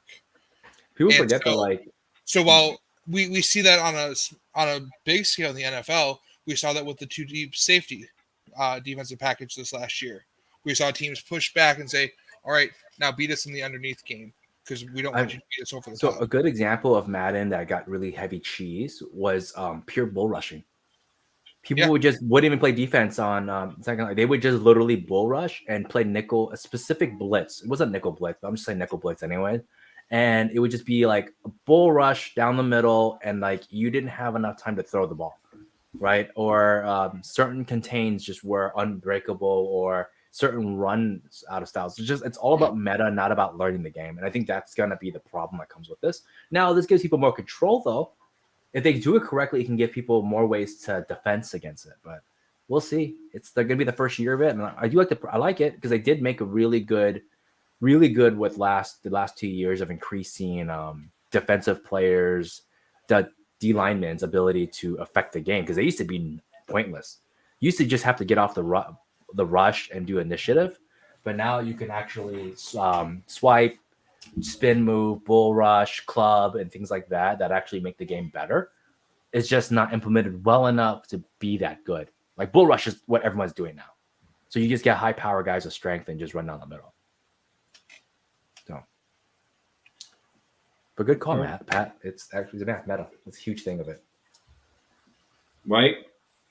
I would say I'm a casual when I do play. I did play a little bit last year, but I'm casual and I, dabble. Like, I'm that player that you said, plays franchise.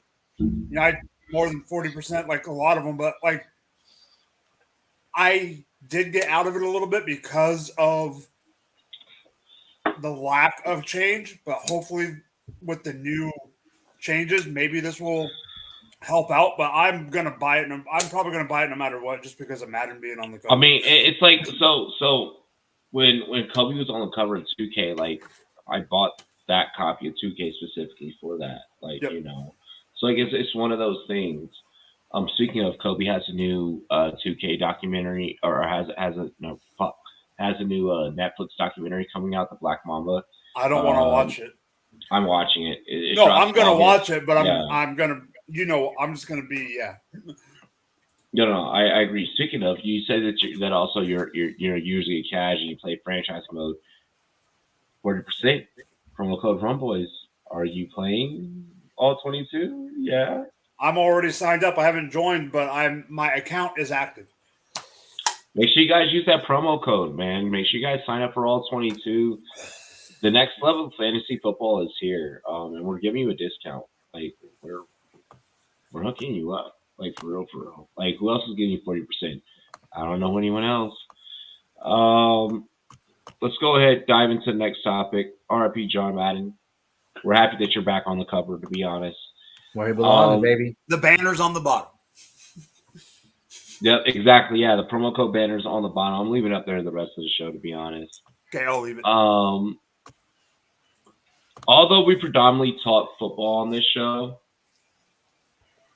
we can't help but to acknowledge this achievement, and we'll also get into to Tria's question here, because Tria's been asking about the boxing match all night.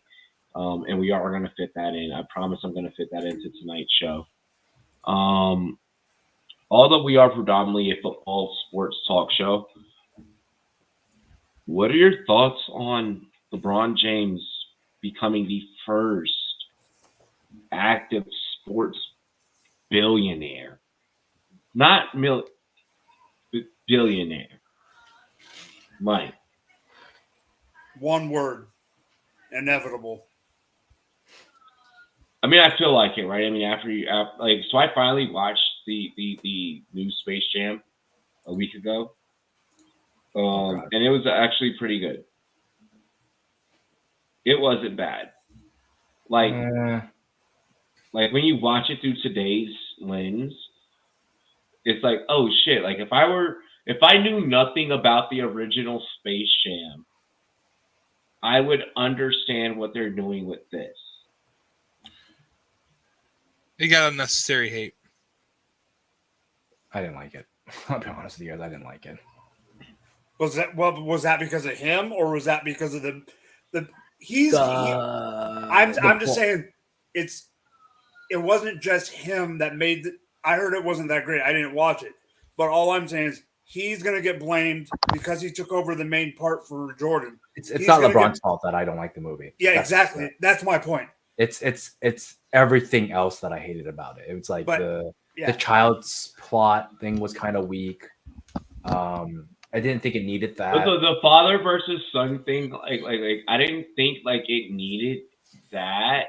I agree with that, but like I kind of felt like that was the right answer. I'm like, I wonder if this is what it's like with him and Bronny. I don't know. Bronny joined FaZe Clan at 16. I really didn't enjoy that part of the story. I also thought it just felt really weak and forced. But I get the message they were trying to put together.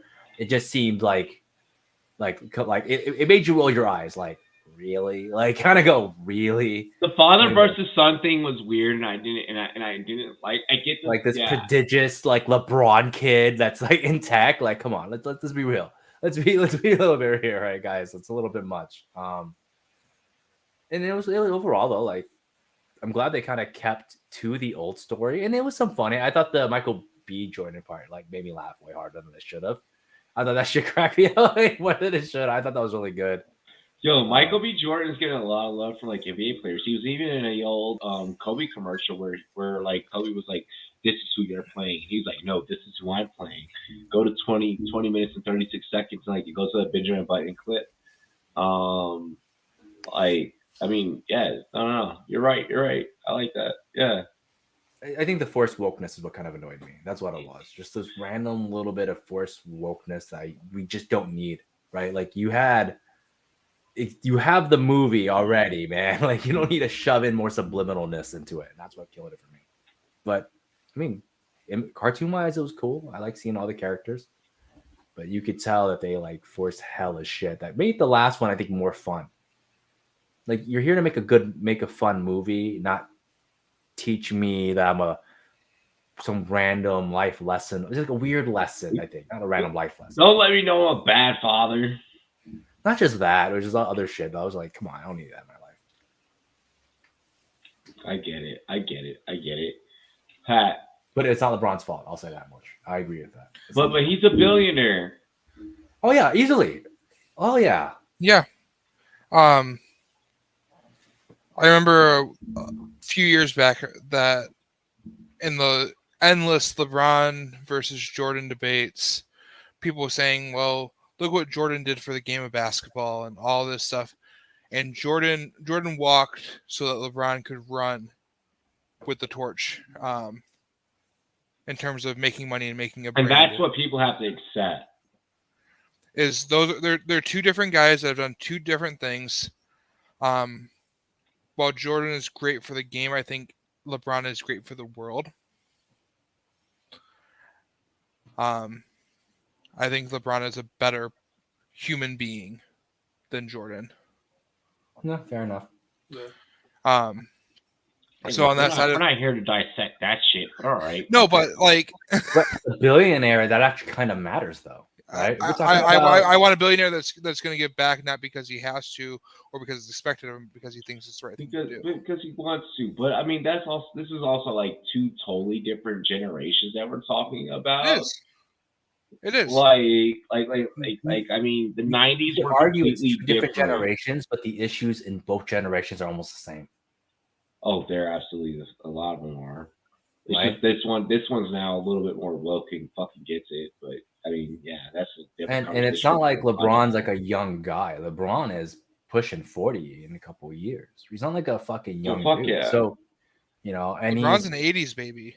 Yeah, and he's uneducated in the sense of that he's not a college grad and all this other stuff. I'm not saying he's not educated in general, but on a way we view it, like, so he's, you know, as much as I give LeBron crap because he doesn't stick to it a lot, but the things that he has done, as Pat said, he's the fact that this man, you know, has opened up schools and done a lot of things that he's done. No, you have to give credit where credit is due. Yeah, he's not some young guy. You're not gonna find any other billionaire that's told, it doesn't matter that you made $1 billion. I don't want to hear your opinion on political issues or world issues from anywhere else, just because they just don't like what he has to say. Yeah, I mean, hey, him having billionaire status, I mean, it definitely means a lot now. I don't know if he gets another championship now. Any other billionaire would be invited onto Fox News when they listen to what he has to say because he earned that money and he knows enough to make that money. But he did earn this money. Exactly.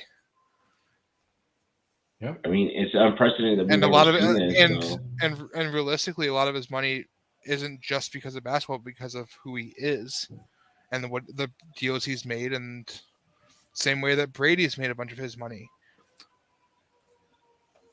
Because what's LeBron's career earnings? Probably 300 million. 400. He's made a good portion. 350 million from NBA salaries. So somewhere along the lines, he's still made another $650 million plus whatever else he's spent in his career. Mike, how do you feel? I mean, it was inevitable to me. I think I do agree that he is the type that's going to use it for the betterment of people. I do like Triad's comment about him owning Liverpool and a tequila company and all that. He is the true businessman part of the athlete. Like back in the day, and the Pittsburgh Penguins, fuck. Back in the day, they didn't back in the day, athletes weren't businessmen in the sense that some of them didn't make enough to do it. But like Magic Johnson to me was one of the first ones I remember as a kid hearing. As soon as he got out, he bought all those movie theaters, bought all the Starbucks, and then people in this generation like LeBron, and then he bought part of the Dodgers and part of the Lakers and part of the sports. People like LeBron and in this generation are learning from people like Magic and Shaq, and it's just going to keep getting bigger and bigger and bigger. Here's what I gotta say. Oh, I know what you're gonna say. I'm never get you niggas money. We got one, baby. We got one. What's good? What's good? I knew you were gonna say something that me and Pat couldn't say. Let's go, bitch. What's up? What's up? Hey. There's your Vanguards, your Rothschilds, and now the James family. Welcome to the billionaire status. I get the mother to run every fucking bank and insurance policy company. And the props to the guy for it, man. Like he's hustled. Like, bro, a black billionaire, LeBron James. I'm so cool. They wish I was lame. Woke up in a Bugatti. Said he's switching lanes. Like, I could just picture Jay-Z being another billionaire, or like Dr. Dre, like rapping this shit and just like, I'll write the motherfucking song. I don't give a fuck. I already gave you 5 bars right there. Like, bro, this shit is what this. I feel fucking amazing. Like, this is great. Like, this is beautiful energy for the fucking universe. And you know what? Suck it, bitches, because you can't stop it. Like the shit was like it was said earlier. Inevitable. It was inevitable. I am. Don't get me wrong. On the court, I am not a LeBron. Like I am very much. There's MJ, Kobe, LeBron to me. You know, that is what it is. And then I have Magic right there underneath LeBron. Like, to become a billionaire, it's huge. While you're active, still playing, like the keyword, while you're actively still playing, you did something that no athlete's ever done. That's your 5th ring. That's your 5th ring. I gotta give props. I'm not gonna give him GOAT status in terms of NBA, but as an athlete, you talk about the Floyd Mayweathers and the Cristiano Ronaldos and these guys that get big money in their sports. Like the guys are getting the big fucking paydays, the big paychecks. And I mean, you just gotta give credit where credit is due. Drafted out of high school straight into the pros, as Nelly said. You know, and I love it when you make your knees touch your elbows. I drop it down low to the floor, lay it low. I throw it on my shoulder every time I bust a rhyme, baby, give me some more. Y'all know what song that is, though? Underlay, mommy, E-I. Okay, yeah, there we go. St. Louis, baby. That's where I'm from. Yeah, I was gonna say, that's a St. Louis classic. You don't understand. People fucking worship Nelly out here there. It was crazy. Yeah. To be fair, he deserved it, man. Like I was running we had this talk. Like he's probably one of the biggest rap artists. I think this is pre-internet. He's one athlete that could have gone pro. Who? He's one athlete that absolutely positively could have gone pro. Oh, Nelly? Yeah. Oh, I didn't know he was athletic. I just know that motherfucker was so big at the time. It was just ridiculous. Country Grammar destroyed. Do your research. He's originally supposed to be an athlete. He wasn't supposed to be a rapper. rap worked kind of out for came him. to him. Yeah. I mean, anyone's going to take – there's a new rapper by the name of ESCG, and he was a Baltimore Ravens running back for a hot minute. And, like, he was just like, yeah, I think I'm going to do this. I don't have to get hit. Like, I mean, rapping ain't got to get hit. Inner city fucking areas, man. There's a lot of talent out there. They just don't get a lot of opportunity. Nope, and all you need is just a little bit. Final topic of the night. I know that we ragged on this team a lot on last week's episode, but Matt Ryan is suddenly getting a lot of hype. We're all from I want Payne to start this one.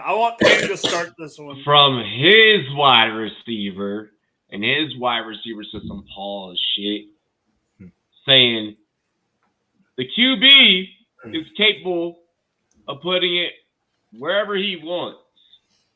Michael Pittman in response to Matt Ryan.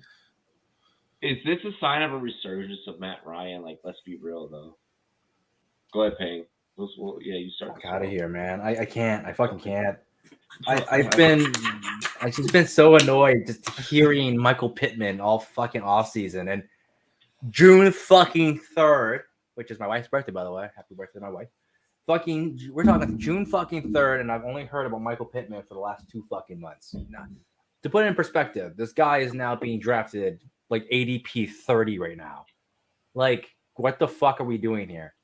And Matt Ryan is 37 years old. What, turning 38? Pat, you know this? Is he 37 or turning 38? 37, sure. Not gonna turn 38, right?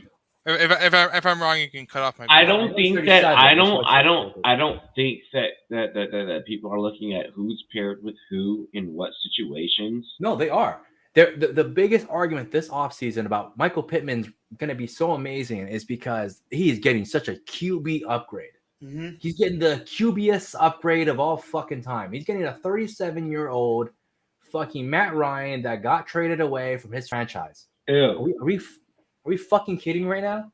Today on Twitter, we were talking about it pre-show, and then during the show, 3 of my group chats, including Thieves, are talking about it, Robbie, about Pittman being the man this year.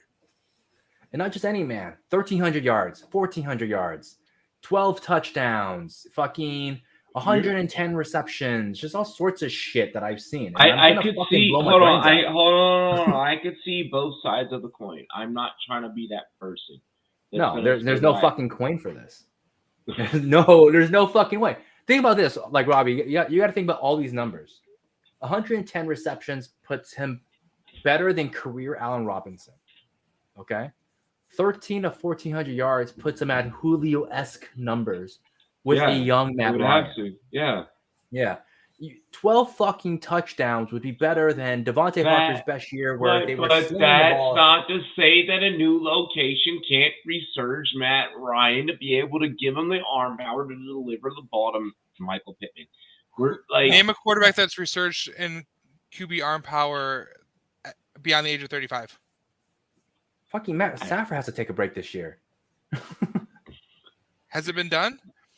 I get it. No, I get it. No, I get it. And before we go, I'm trying to pull the benefit of the doubt. So no. So the next question I already had a preconceived notion of where I was going to go with my take. Is about how amazing this O-line is too. But this O-line took a step back. I think they finished like about 12 to 16, and at one point they were the bottom 20. Like, these guys are getting beat the fuck up. Quentin Nelson cannot play 5 positions. He just fucking can't. No, he just can't do that. No. He fucking can't do it. So what is this team going to do so much better besides run the ball? Besides Alec Pierce, which good call, by the way, Leafs defense. Fucking love that.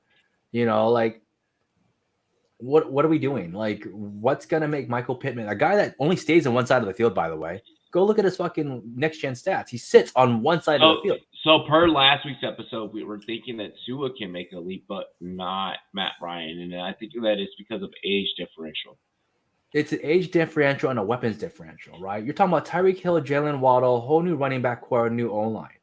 Matt Ryan's 37, and he's getting what is Calvin Ridley that all of a sudden just worse than fucking Michael Pittman? I don't fucking like Ridley, but I was not going to sit there and say that Ridley was worse than Pittman. Is Kyle Pitts worse than Pittman? The answer is probably fucking not either way. So what are we looking at when we look at Pittman and go, wow, that guy is more talented than Calvin Ridley and Kyle Pitts? The O-line is definitely going to be better in the Colts because obviously the Falcons O-line were just a bunch of Legos that may have hurt some guy's foot once. But I'm not sitting here fucking stoked about this shit. Like, how the fuck does this team get 1,400 yards? How does this team get a 1,400-yard receiver? Because you have to be, if you're going to be drafted at fucking ADP 30. If you're drafted in the top 12 receivers, you have to be a 1,300-yard receiver. Or 1280 or some shit. Huh? No, I'm asking the others. So either you guys feel different? I feel about the same. One of my buddies came into work this morning and was like, "Did you hear the talk about Matt Ryan?" I'm like, okay, let's talk about it. Let's talk about Matt Ryan. And basically it boiled down to people, Indy fans are circle jerking themselves over Matt Ryan, acting like they've never had a quarterback before. Acting like Peyton Manning and Andrew Luck never existed in this franchise's history. No. I'm seeing that though.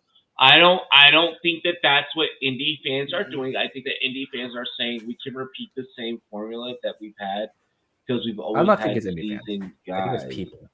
But I do think that's a big portion of. And if it is Indy fans, I think that it's Indy fans saying we can do what we almost did with Carson. That's what I think. I think it's the that's fact what they're that they saying. I agree with Pat and Pang that I especially agree with Pang's fact that Michael Pittman is being drafted too high and all that, and Matt Ryan isn't going to make him be Julio-esque. But I think what it is people just think that Carson Wentz wasn't the guy. They think Matt's going to be better than Carson Wentz. Therefore, Pittman is going to be better than Pittman was last year with Carson Wentz. So they're just extrapolating that more than they should. At the end of the day, though, with Bitcoin only goes up, guys. Only goes up. Wentz is only Bitcoin only goes.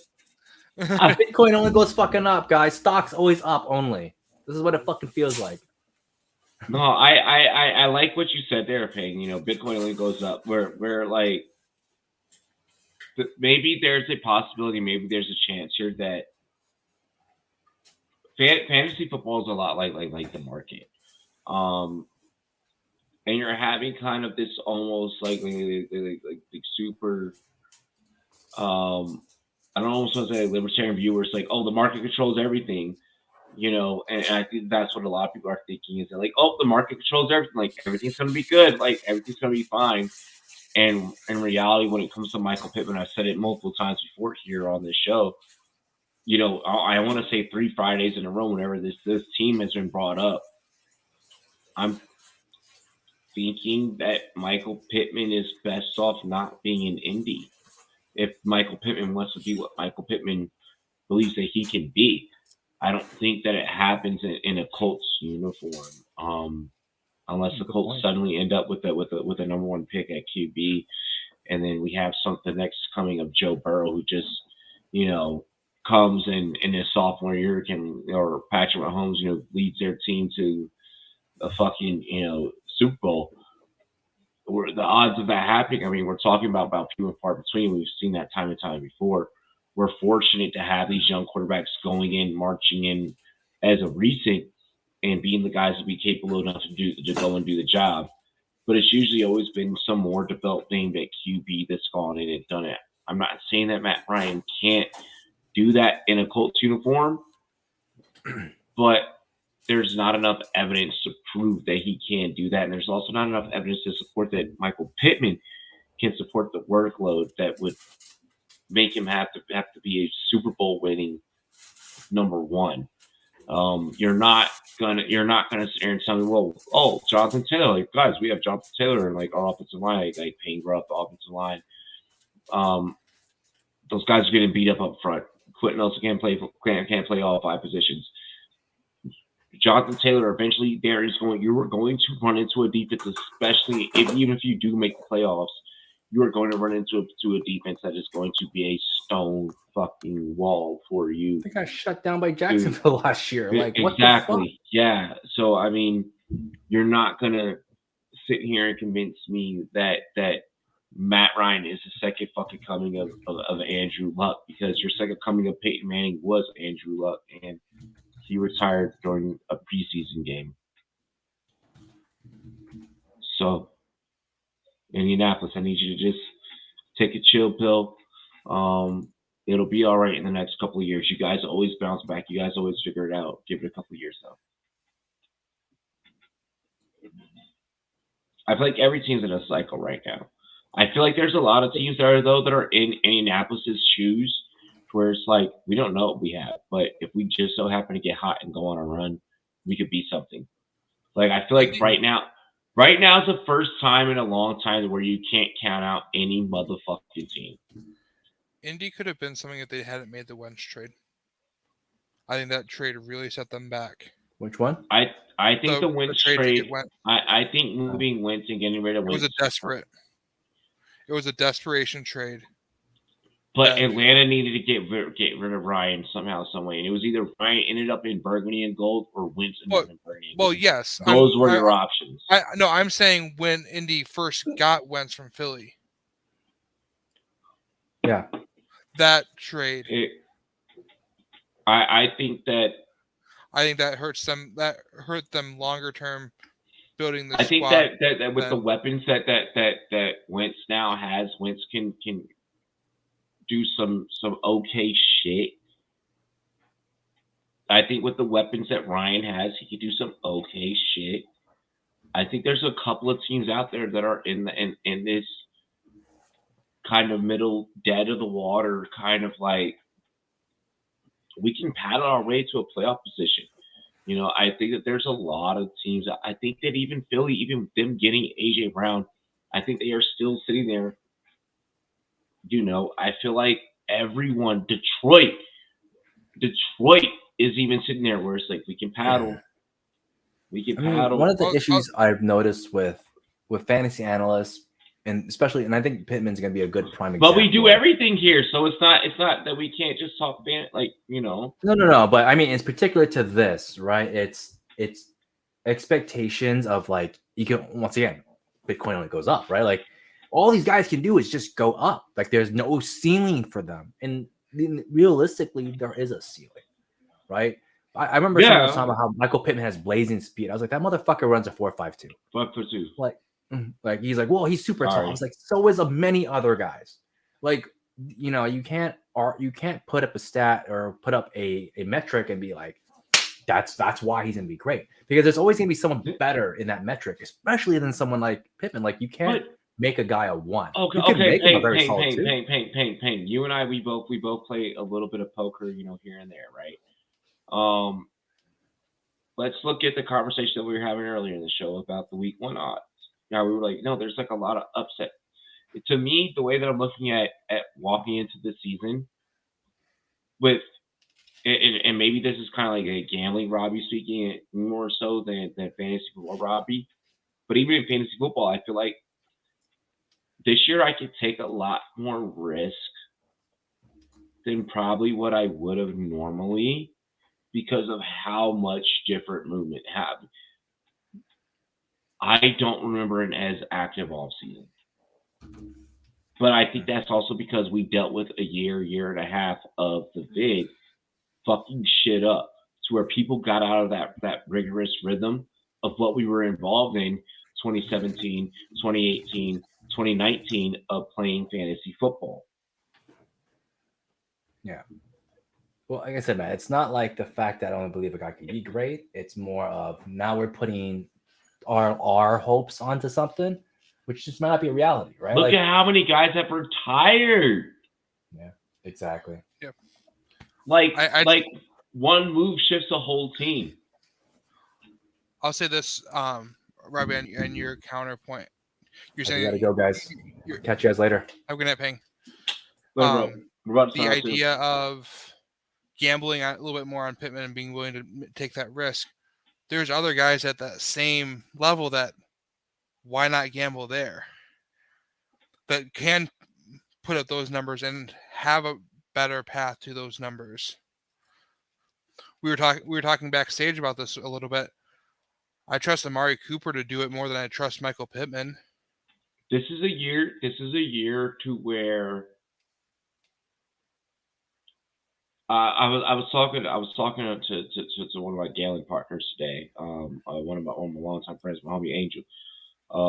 And you know, we were kind of going through the MLB odds today, and I was like, you know, or no, this was yesterday, and like, you know, Vegas has set everything, you know, super damn near like even. You know, you're talking splitting hairs here.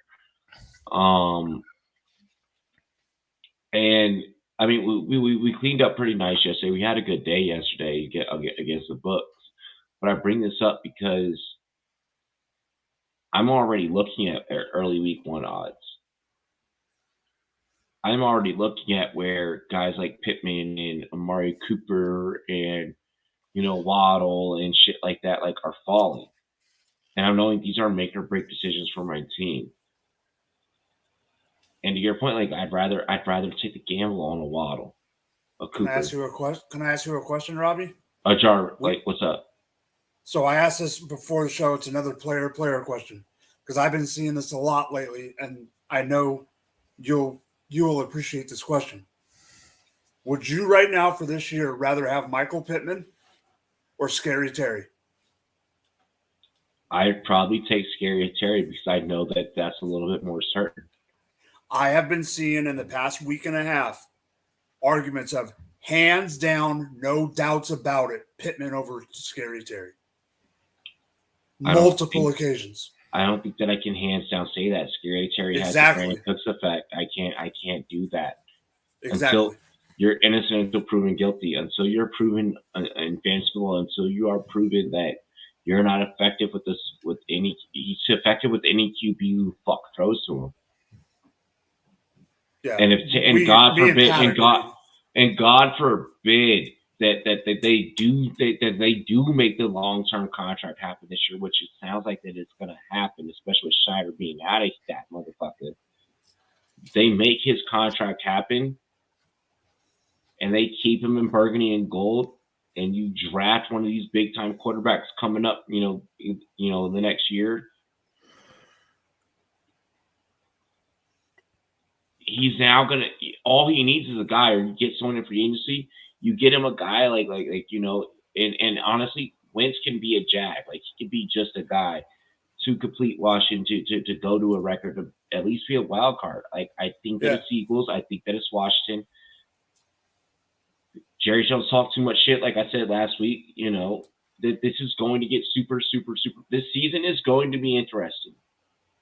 You're not going to be able to make heads from, and week 1's going to set the pace. It's straight up. I'm excited. There's 96. I was about to say 94. It's like 96 or 97, something like that. Yeah, like 96, 97 days left, or 95 days left until we get kickoff. Once preseason here, it is a punch in the mouth. You are now studying your team. You're breaking down your roster. You're figuring out who makes it, who doesn't. I'm gonna say, Pat, you texted me the other day. What state is now legal? Ohio, January 1st, 2023. Ohio. Oh. January 1st, 2023. Ohio is now legal. And I'm sure we're going to see them. Another key thing about that. Mm-hmm. It is actually on the ballot for California voters to vote yes or no for gambling on November. Yeah, if you're doing fantasy sports, you can't, I don't feel like you can just do fantasy anymore. Like, you have to be watching everything from every angle. We saw last year, it made us all better fantasy players. And you guarantee you get your monies. Exactly. If you're good at fantasy, you're good at player props, and you're going to make your money. And Therefore, the luck aspect of fantasy football that determines if you end up winning it all at the end, because you can be great for 17 weeks and miss out on the last game of the season and lose it all. It happens. I'm a forever fourth finisher in my league.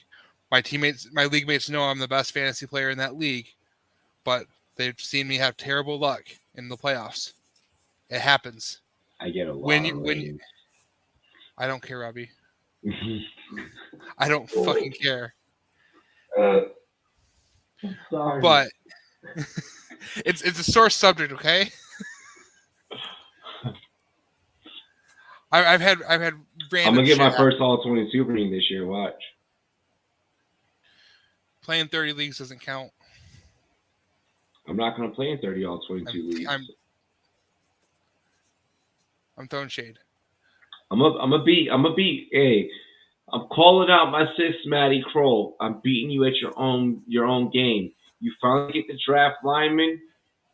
Guess what? I've also been playing fantasy for years. I know you've been playing fantasy for years too. I'm calling you out. I'm calling out the whole list of 5 casts. I'm calling out the whole Rumboyz Fantasy Network community. All 22. Promo code Rumboyz, 40% off your bitch. Let's go. Smacking that ass. Smacking that ass. Smacking that ass. Go, Pat, son. You can find me at St. Patrick FF on Twitter and here on the Rumboyz Fantasy Network on YouTube. Hi, my name is Mike. You can find me at Drop the Mic. What am I talking about? I can't talk like that. You can find me at Drop the Mic FF. You can find me at Going for Two. And you can find me always here at the Rumboyz Fantasy Network. Let's go. Hell yeah. Rumboyz Fantasy Network. You're about to start seeing a lot of ad space being taken up on your social media. Because it's almost that time for us to drop our ad campaign. Site is getting ready to relaunch. So Rumboyz.com is getting ready to relaunch. New clothing designs for our merch brand. So be on the lookout for new designs by our homie Brian Hall. All the greatest Rumboyz designs from our homie Brian Hall. If you guys want to make Rumboyz designs, let us know. Hit us up. Drop your work. Let's see here. All 22 is the shit. Promo code Rumboyz. The team and myself, we're hooking y'all up with 40% off. Like, that's a big ass discount on a premium product. We're also matching you on your very first deposit all the way up to $100. Holla. Over on monkeyknifefight.com. That's right, monkeyknifefight.com. Promo code Rumboyz. Get matched on your first deposit all the way up to $100. You already know what the vibes is. Brand new episode of It's the Vibe coming on 32-bit next Wednesday. Check that shit out. Life is nothing but a journey. Keep living that bitch and riding that fucking wave. You already know what I'm saying. Cheers to me. Cheers to you. All the Rumboyz and girls, what it do. Dilly dilly. Let's get it.